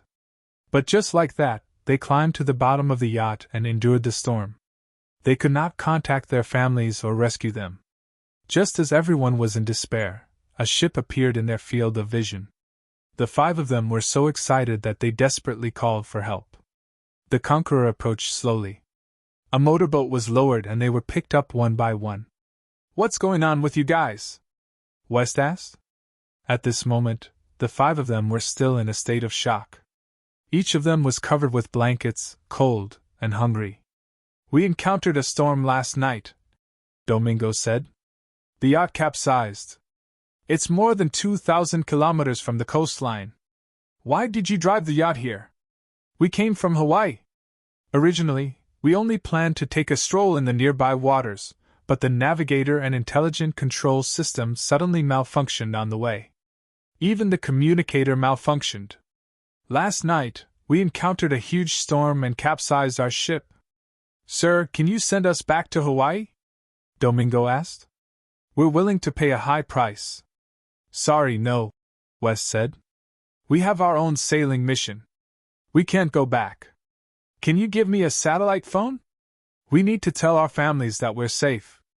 "Sorry, I can't either." West still couldn't trust these people completely. After all, it was suspicious for a yacht to appear out of nowhere in the open sea. "Why?" "We're a government department," West said. "We're on a secret mission. Before we complete the mission, we can't reveal our whereabouts." "Don't worry, we'll send you back after we complete the mission. Can you show us your ID?" Domingo asked carefully. Click. Just then, Klaus, who was standing on the roof and smoking, pulled the barrel of his gun. Everyone glanced at Klaus before turning back to West. "Right, what did you say just now?" West pretended not to hear. "No, nothing. Can you arrange a few rooms for us? We need to rest. We don't have many rooms on the yacht, so we can only give you 2 rooms." "Okay, no problem." Domingo and the others knew that they had no right to refuse or make any requests. They all accepted West's arrangement. "Klaus, bring them to the cabins to rest." Domingo and the others had fear on their faces as they followed Klaus. Their minds were filled with many thoughts. After Klaus brought them to the cabins, he said, "This and the one next to it are your rooms. Come out for dinner at 7. If you're bored in the cabins, you can go to the deck to get some fresh air. Don't go to the engine room." With that, Klaus turned and left. Domingo and the others heaved a sigh of relief. There were 2 bunk beds in the cabin, which could fit 4 people. The other room was the same. Other than the 2 bunk beds, there was no other furniture. There was also a round sealed glass window. The lights in the cabin were dim. "I think we might have encountered pirates," Domingo said carefully in a low voice. "What? Pirates?" Everyone's expression changed. They had sensed it long ago. It was just that Domingo had pointed it out first.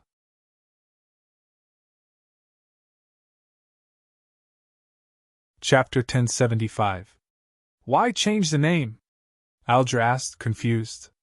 "If people find out that your uncle is the boss of the famous energy company CCR, what do you think the pirates will do to you?" Domingo asked. "My uncle won't be stingy with the ransom," Alger said. "What happens after that?" "After that? Hee. My uncle will use the cruelest method to take revenge on the pirates who dare to extort him. So, to prevent you from leaking their information, the pirates will most likely kill you after getting the ransom. Of course, there's us too." Alger's expression changed. Flustered, he asked, "What should we do?"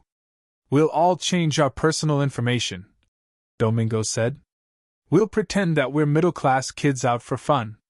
That way, they won't extort us?" "Maybe, but the amount won't be that high." "It doesn't matter how much it is," Alger said. "I just want to go back safely." "That's the problem," Domingo said. "Do you think a middle-class family can take revenge on the pirates?" "No.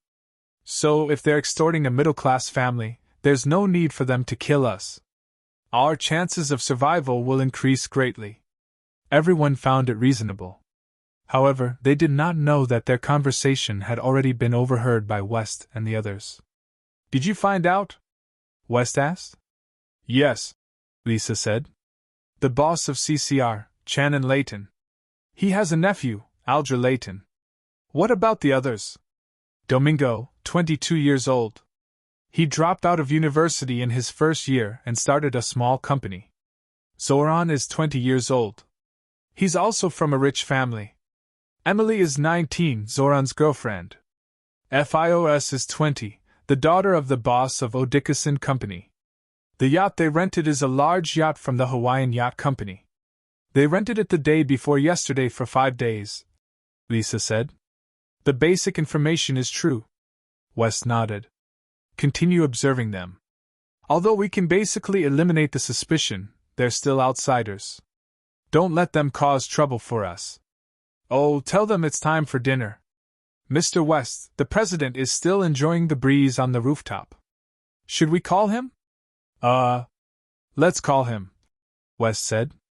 Even though Qinzhao didn't want to eat dinner, West felt that he still had to remind Qinzhao. 5 people came out of the cabin. Although there weren't many people on the deck, these people all looked fearsome. They were obviously equipped with guns.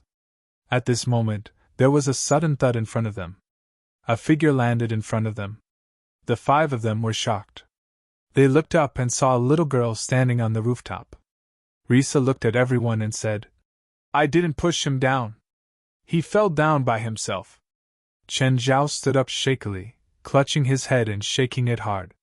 Seeing this, West said to Klaus, Take him back to the cabin. When Domingo and the others saw Chen Zhao being dragged into the cabin, their hearts pounded. Who was this Asian? Why did he offend these pirates?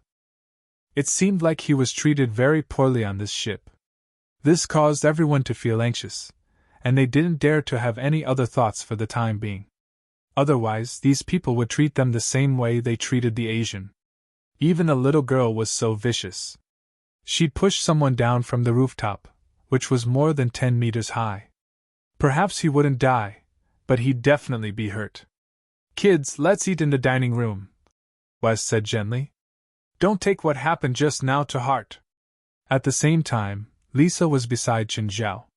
President, I was just acting. Please don't blame me. Qinzhao rubbed his forehead and waved his hand. Got it. Don't bother me. Let me have some peace. An entire day passed.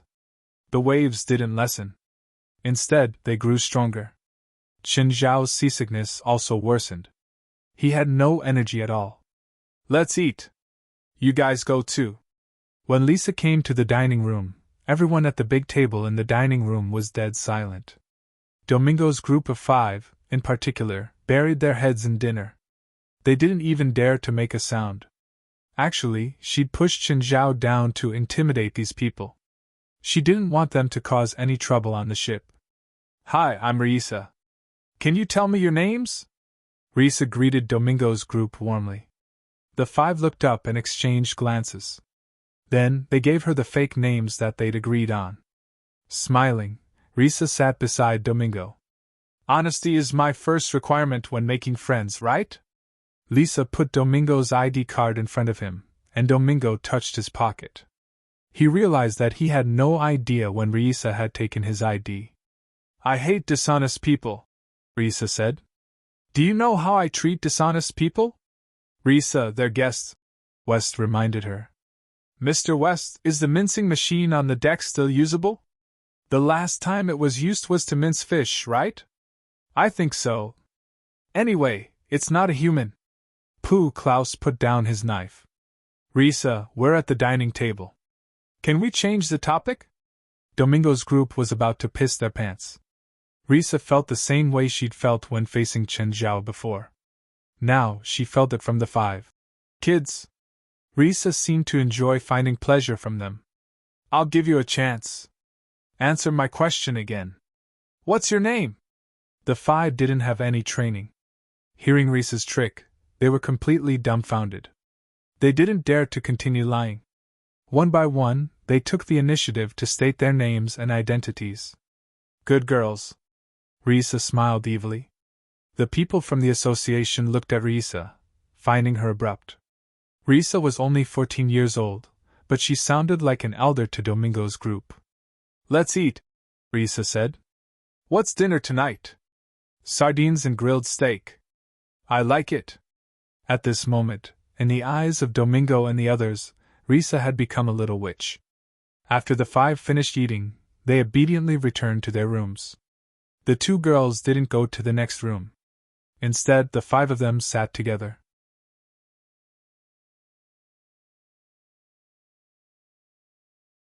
Chapter 1076. Everyone on the ship gave them only one feeling: evil. "That's right, evil. What do we do now?" "I've seen it," Domingo said. "There's a lifeboat on this ship. If we can get that lifeboat, we might have a chance to escape." "That lifeboat is too small," Alger said. "It can't take us back to Hawaii."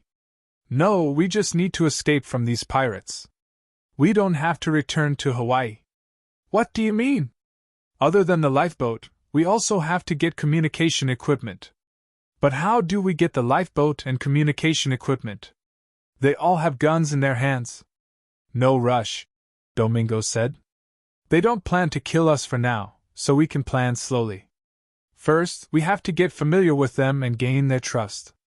"It seems very interesting." Risa looked at the scene of the 5 people discussing on the monitor and said with great interest, "You can do whatever you want, as long as you don't go overboard," West said casually. "Also, don't disturb the president. I think it's best for him to be like this." It wasn't that West had any ulterior motives. Qinzhao just couldn't stay idle. It was just like the first day. An hour after boarding the ship, he started all sorts of activities. He didn't think he had the energy to deal with Qinzhao, who was energetic the entire day. Thus, he felt that it wasn't completely bad for Qinzhao to be muddle-headed like this before they disembarked. "Okay," Lisa shrugged. "A bunch of energetic young people." West felt that he was old, so both Qinzhao and Lisa were young people in his eyes. The waves seemed to be getting stronger. The Conqueror kept moving forward in the wind and waves. Qinzhao didn't know how long he'd slept for. Anyway, his head was getting more and more painful and he couldn't even sleep well. He opened his eyes and looked out the window. It was still pitch black outside and the sound of waves was endless. Qinzhao was a doctor. He could treat most diseases. However, he was also helpless against a physiological reaction like seasickness. He had medicine for seasickness, but it wasn't very effective. On one hand, it was because he was resistant to it. On the other hand, the medicine wasn't right. Motion sickness, air sickness, and seasickness were all physiological reactions. To put it simply, they were natural. This kind of physiological reaction was not something that could be alleviated by taking medicine. Some people had stronger symptoms of dizziness, similar to menstrual cramps, which were difficult to eradicate. Qinzhao wobbled out of the cabin. It was too stuffy in the cabin. He thought of going out on deck to get some air. When he reached the deck, he saw that there were already people at the edge. It was a strange woman. Qinzhao's mind was in a mess. He rubbed his forehead and stepped forward. "Who are you?" Fios turned to look at Qinzhao and frowned. Just then, Qinzhao felt his stomach churn again. He crawled to the edge and vomited. Qinzhao felt even worse than when he was shot. Qinzhao would rather be shot a dozen times now than suffer like this. Qinzhao wiped the corner of his mouth and then his clothes. He usually paid a lot of attention to his appearance. He had never been so unkempt. Qinzhao waddled into the cockpit. At the moment, a member of the lightning team was steering. "Guild leader, why are you here?" "Shoot me, I feel terrible." "Huh!" The member looked at Qinzhao, dumbfounded. "I said shoot me in the head. It's best if you can knock me out." "Guild leader. Are you serious? Hurry!" Qinzhao grabbed his assistant's arm, his body still shaking uncontrollably. The member raised the gun and pointed it at Qinzhao's head. "Guild leader, then I'll really shoot? Hurry! What are you blabbering about?" Bang! Qinzhao fell to the ground. Fios, who was on the deck, saw the scene. However, she had her own explanation for what she saw. She thought that Chen Zhao had gotten into an argument with that person after entering the cabin, and that person had shot Chen Zhao. These people are so cruel! However, the strange thing was that the man stood up again. Wasn't he shot in the head? Why did he stand up again? Chen Zhao rubbed his forehead. Small caliber guns were indeed useless against him. Now, he just hoped that the bullets from the large caliber guns could give him a concussion and let him sleep. Don't you have a large caliber gun? Guild leader, there are. Should I get someone to bring a large caliber gun over? Okay. Hurry. The member was speechless. It was the first time someone had made such a request. Chen Zhao didn't care about other people's feelings at all. His guild leader's brain was indeed strange. The member took the walkie-talkie and informed his friend. Not long after, another team member arrived. It seemed that this friend had been sleeping before. Guild leader, the member greeted too. Chen Zhao's body was swaying with the boat. Where's the gun? Guild leader, the large caliber gun is a sniper rifle. I haven't assembled it yet. I brought a machine gun. It might be effective. Do you want to try? Sure, I'll try with the machine gun. Guild leader, go outside. Otherwise, if the bullet bounces back, we'll be in trouble. Oh. Chen Zhao took a few steps back and stood at the door. Don't hit your eyes. It hurts. Got it. Thud, thud, thud. Chen Zhao tilted his head back and fell backward. Then he knocked his head on the deck, which was a few meters away. Phew! Looks like it worked. The guild leader fell asleep. Send the guild leader back to his room. Fios looked at the people and dragged the man into the cabin. These people are cold-blooded butchers. Fios felt chills all over her body. When they killed, they didn't hide at all. They did it right in front of her. God bless that poor guy. She hoped that he could rest in peace. The next day the wind and waves didn't calm down. Instead, they got stronger and the boat undulated even more. When Emily got up, she saw Fios curled up in a corner, wrapped in a sheet. She was shivering all the time. Fios, are you not feeling well? Emily noticed that Fios's face was pale. Fios raised her head and looked at Emily. Emily, I saw that Asian get shot last night. What happened? I was on the deck for some fresh air and saw that Asian look uncomfortable. Then he got into an argument with the people in the cockpit. Then they shot him with a machine gun.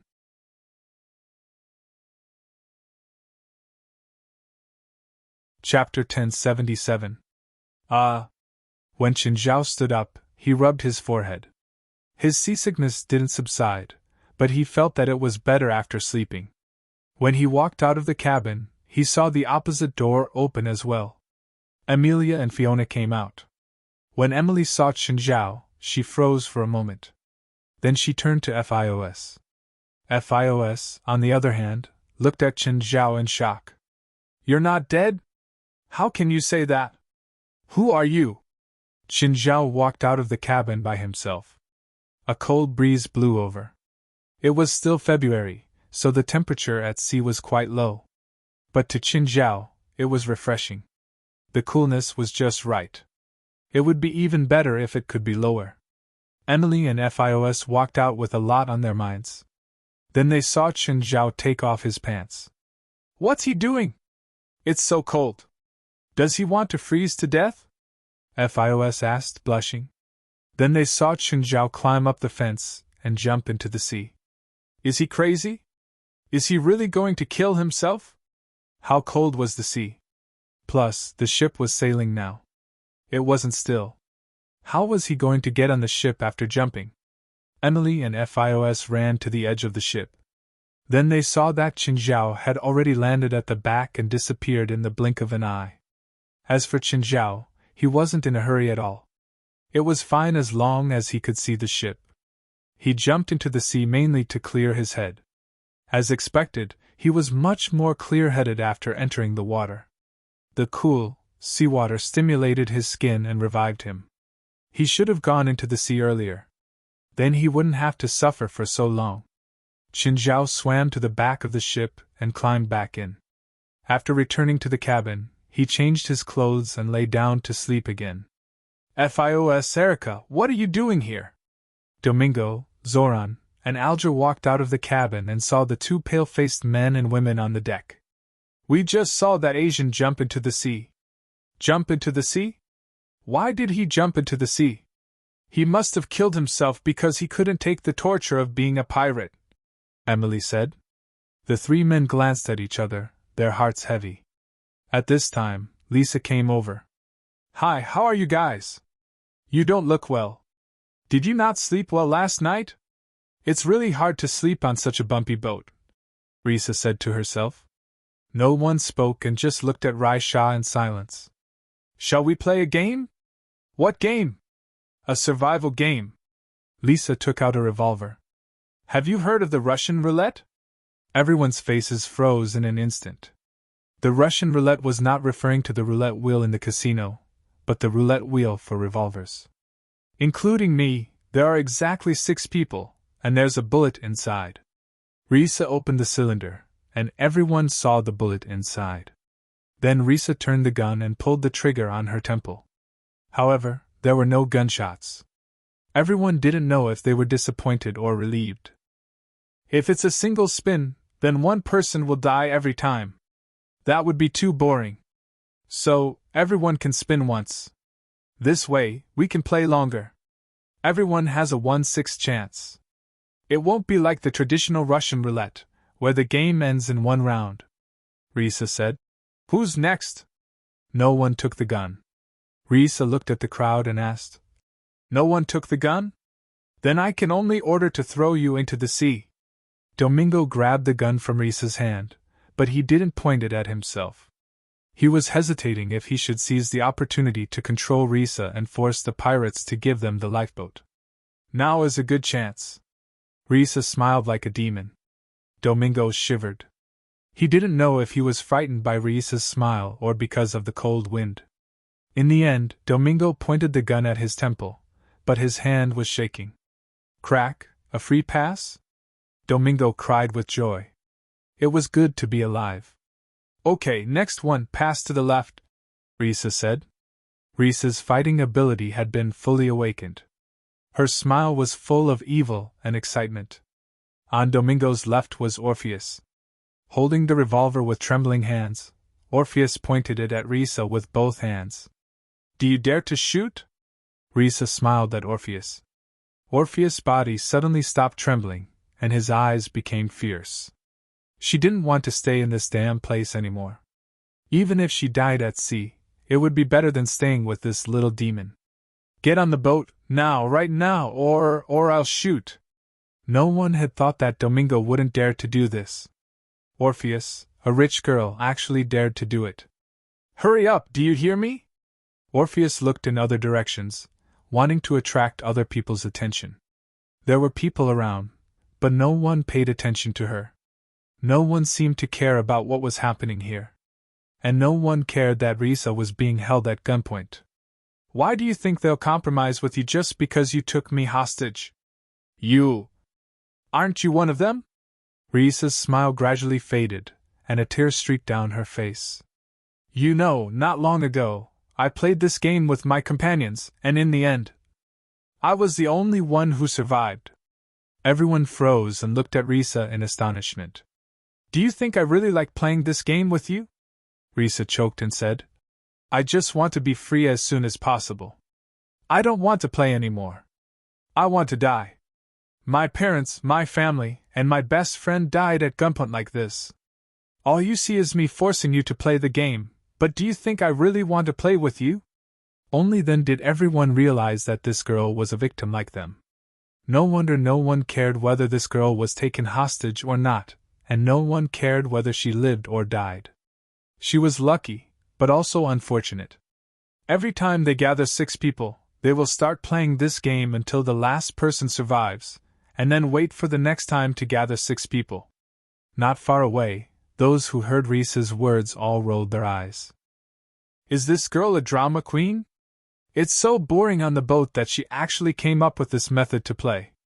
I hope these young people won't be ruined by her.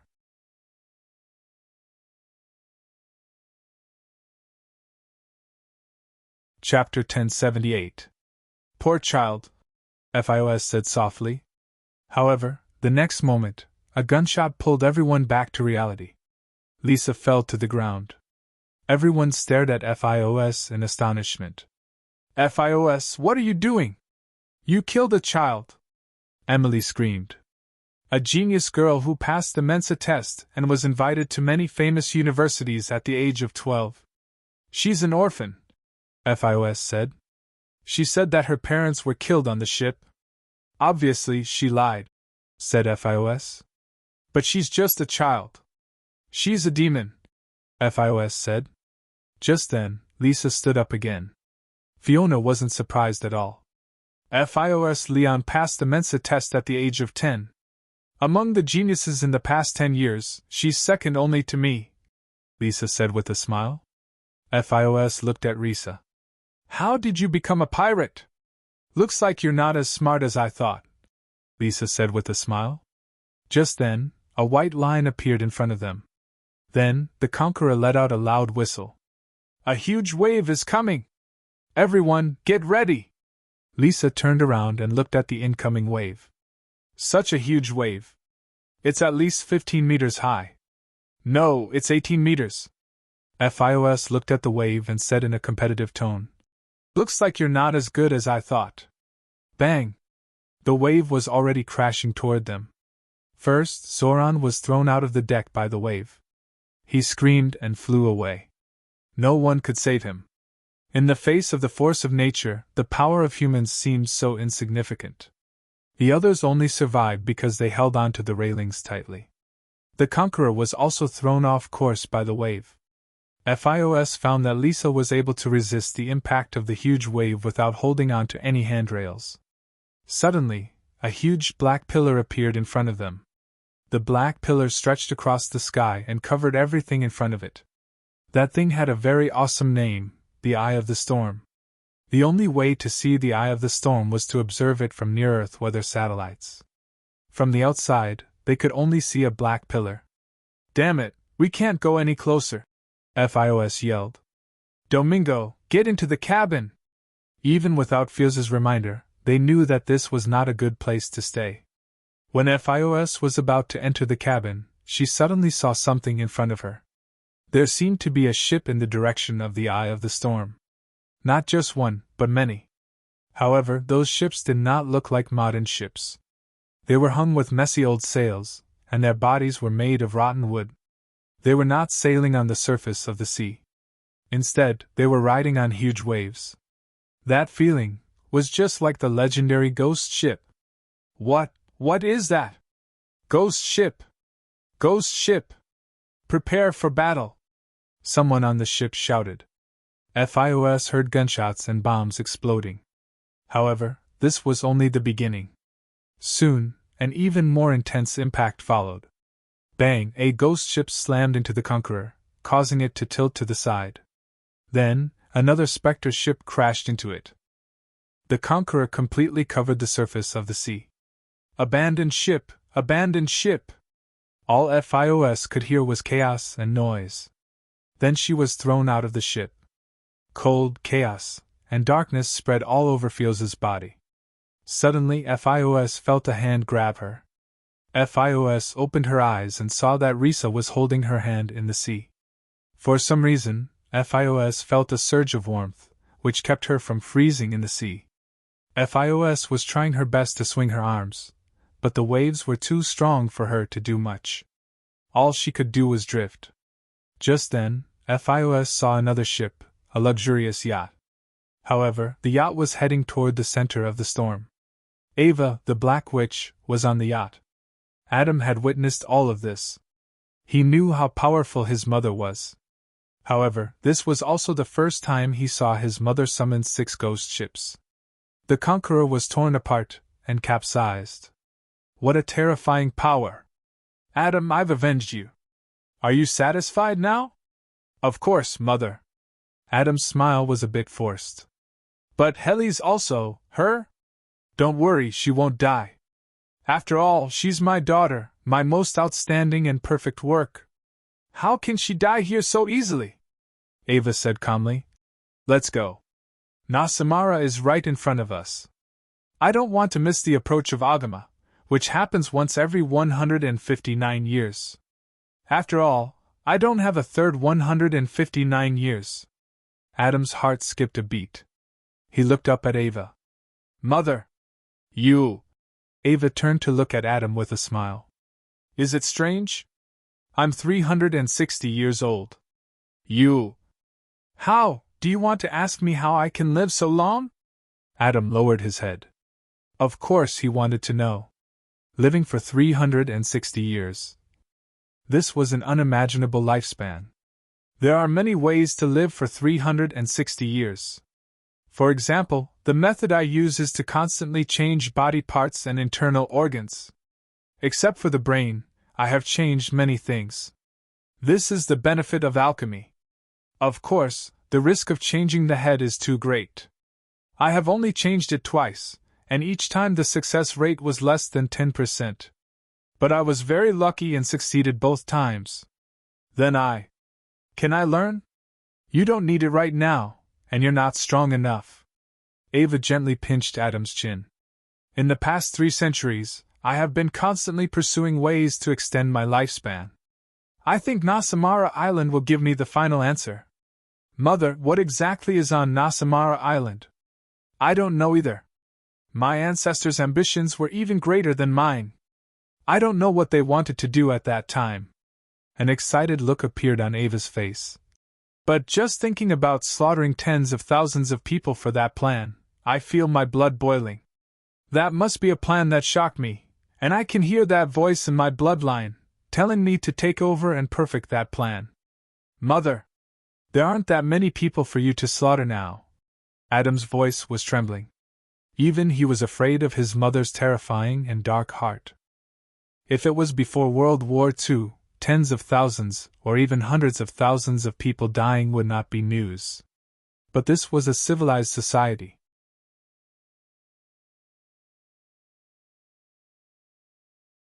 Chapter 1079. There's an island up ahead. Swim faster if you don't want to die. Rhesa's voice echoed in Orpheus's ears. Fiona had been conscious the whole time. Looking from afar, there was indeed an island up ahead. However, the island seemed to be at the center of the storm. She knew very well that if she passed out, Rhesa would definitely leave her behind. She didn't know why, but she felt that Rhesa was completely unafraid of the wind and waves, not even the cold. Every time a wave hit, Fios felt like she was sinking into the deep sea. But Rhesa would pull her out of the sea every time. When she resurfaced, she suddenly found that the wind and waves had calmed down. Even the sunlight became bright. She felt a surge of warmth in her heart. She was only a few hundred meters away from the island. Compared to the wind and waves just now, a few hundred meters didn't seem to be a problem anymore. Fios swam as hard as she could and finally reached the shore. Lying on the soft sand, Fios enjoyed the warm sunlight and the fine sand. She enjoyed the long-lost peace and the beautiful weather. Fios suddenly thought of Rhesa and sat up abruptly. Rhesa slowly walked out of the sea, dragging a big fish that was as big as her. Why, aren't you hungry? But we don't have a fire. Go get some firewood. For what? To make a fire. But how do we make a fire? You have an IQ of 158. Rhesa glanced at Fios. Fios was a bit annoyed. Let's see how you make a fire. Fios collected firewood from the beach. Then she piled it in front of Rhesa. Then it was time to watch the show. She wanted to see how Rhesa made a fire. Rhesa came to the pile of firewood and snapped her fingers. The firewood was suddenly ignited. Fios's eyeballs almost popped out. How did you do it? You want to know? Fios nodded. I'm not telling you. Rhesa grilled the fish proudly.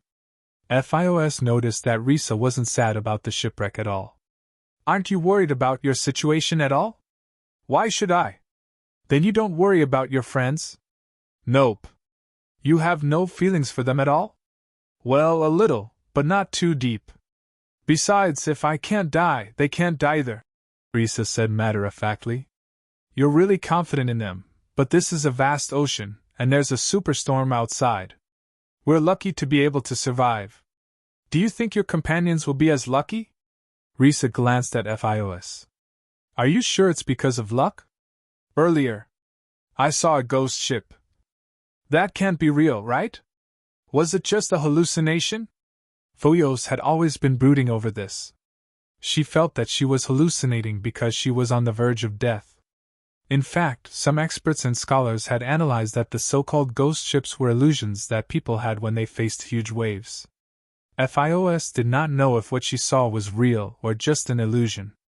But that scene was very clear. It was so clear that Fios could still remember it even now. It's true, Lisa said indifferently. You're lying. There's no specter ship. Fine, you're right. Risa glanced at Fios and did not argue with her. Alger was floating on the sea. Just then, a modified armed ship appeared in front of him. A ladder dropped down from the ship. Alger immediately climbed onto the ship. Uncle.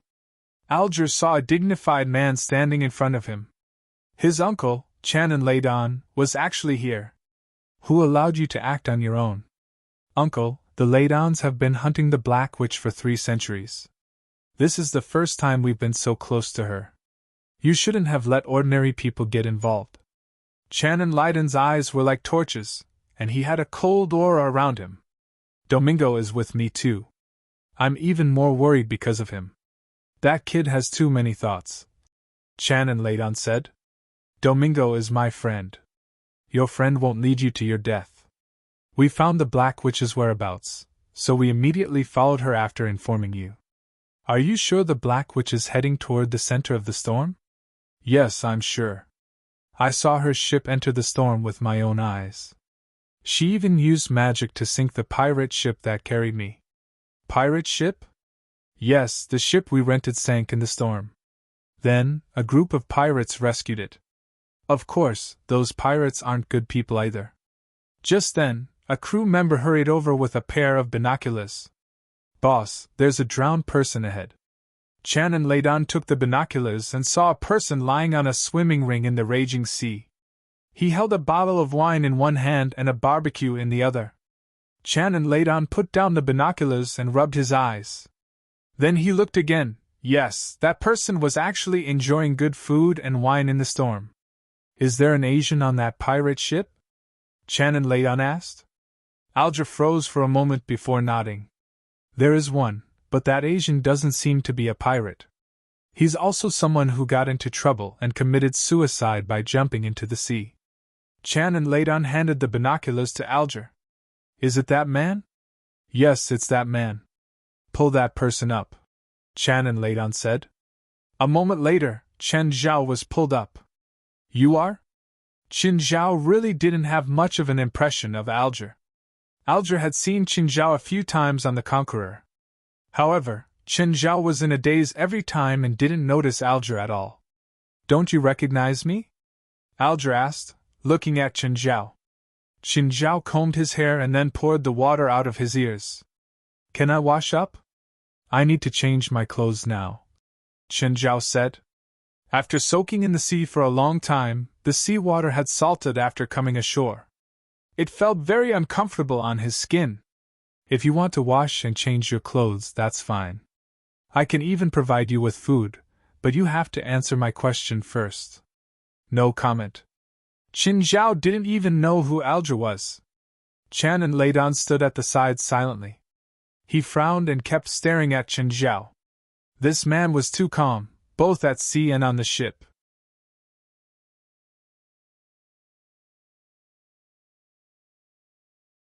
Chapter 1080. UCLA Professor, Qin Zhao. Qin Zhao rubbed his forehead. He wanted to jump into the sea again, because his seasickness was starting to act up again on the ship. One of the subordinates checked and then nodded at Channon Laydon. What's wrong? You don't look well. Alger's expression darkened when he saw Qin Zhao board the boat. You don't look well. Seasickness. Air. Qin Zhao rubbed his forehead. Alger and Channon Layton were even more certain that Qin Zhao had nothing to do with the pirates. After all, a seasick person couldn't become a pirate. The waves grew stronger. Qin Zhao's head sank and he fell to the ground. When Qin Zhao woke up again, he found himself lying in a cabin. The sun was bright outside the window and the ship stopped shaking. Qin Zhao looked at the time. He seemed to have slept for 2 hours. He walked out of the cabin and onto the deck. Qin Zhao found that the ship was parked a few hundred meters away from an island. Channon Layton was making arrangements to land on the island. Qin Zhao looked at the island. It was huge. Mountains stacked on top of each other and blue shirts covered it. Seagulls soared in the sky and the water was blue. But when he turned his head, he could see a layer of dark clouds outside. The island seemed to be covered in a storm forever. The inside and outside of the island were 2 different worlds. "You're awake." Alger glanced at Qin Zhao, who had walked out. "Where is this?" Alger frowned. This man didn't seem to be grateful at all for saving him. "You better stay on the ship. This island isn't a place you should set foot on." Judging from their tone, this might be the Nasamara Island he was looking for. They seemed to know of Nasamara Island's existence too. However, he didn't know who they were. Why were they looking for Nasamara Island? "I refuse. I want to go on the island. There must be treasure on the island. Don't think about taking it all for yourself." Alger sneered. "Even if there really is treasure, how much do you think you'll get?" They all had guns and there were many of them. No matter what, Qin Zhao wouldn't get anything. Channon Layton glanced at him. "If you want to come, then come. If you encounter danger, don't expect us to save you. The thing I'm least afraid of is danger. Otherwise, I wouldn't have gone to sea. Heh heh. The danger here isn't as dangerous as you imagine. Even the most violent seas aren't as dangerous as the things on this island," Alger said. Everyone boarded the raft and reached the shore. Channon Layton's men found something. "Boss, someone started a fire here before. There are still sparks on the charcoal. He should have left not long ago." Qin Zhao glanced at the grass in the distance and rubbed his forehead. Fios and Rissa were hiding in the bushes. They immediately saw Channon lay down an Alger's armed ship, so they hid immediately. Fios wanted to scream, but Rissa covered her mouth and dragged her into the bushes. This group of people came with ill intentions. "But Alger is inside, and so is Mr. Channon," Fios said. "Why didn't you let me scream? Didn't you notice? They're all armed. They don't look like normal people. Who do you think their guns are for? You pirates, of course. What a joke. Without any communication, how did Channon Layton know about the existence of the pirates?" Rissa analyzed calmly. "It's clear that they were prepared and definitely not for us. It's most likely that Alger is Channon Layton's sentry. Mr. Channon Layton is a billionaire. Don't think that everyone is as cruel and evil as you pirates. Don't be naive. At least 5 of the armed men behind Channon Layton are internationally wanted criminals." "Nonsense. Do you see the man with a wolf tattoo on his arm? Do you remember the bombing suspect in New York Square?" Hearing Rissa's reminder, Fioz's brain started working rapidly. As a genius with outstanding intelligence, she had her own way of thinking. If not for Rissa's reminder, Fios might not have accessed the storage in her brain. But after hearing Rissa's words, Fios dug out a deep memory. "It's him? Looks like you're not completely stupid. You finally remembered. Don't keep belittling me. I'm only 1 point lower than you in the Mensa test. A point lower is still a point lower. Moreover, I took the test when I was 5 years old, while you took the test when you were 10. So, the difference in our intelligence isn't just a point, we're not even on the same level." It was the first time Fios had been so speechless. After a long while, she finally said, "IQ doesn't mean everything. Your IQ is higher than mine, but your EQ is too low." "Low EQ? I just don't want to beat around the bush," Rissa sneered. Rissa could already see Qin Zhao in the group. Similarly, Qin Zhao also saw Rissa. Both of them smiled knowingly. That Asian found us, right? Why didn't he say anything? Fios asked, confused. He's your accomplice? That's not right. He seemed to have been tortured by you on the ship. What's your relationship? Fios was really confused by their relationship. If they were companions, why would the pirates shoot him with guns? Moreover, after he was killed, he appeared in front of him alive the next day. Also, didn't he jump off the ship to commit suicide? Why didn't he die? All kinds of questions rose in her mind. Only when Charnine Layton and Alger left with the group did the two let out sighs of relief. Not long after they left, Fios was about to come out. Risa stopped her. Don't go out. Why? Risa pointed at the sea. 2 more ships are coming. Your old friends are in them too. My old friends? Fios soon understood what Risa meant. It was none other than Zoran and Emily who had landed. Behind them were dozens of fully armed people. Zoran and Emily were also fully armed. What's going on? Foyos realized that her friend looked so unfamiliar. A moment ago, they were playing the role of the victim. But now, they were people with different thoughts. Looks like it's more complicated than I thought. Risa mumbled. You're tuning into the Phoenix Nights YouTube channel. Don't forget to subscribe and join us on this journey to catch the most captivating stories.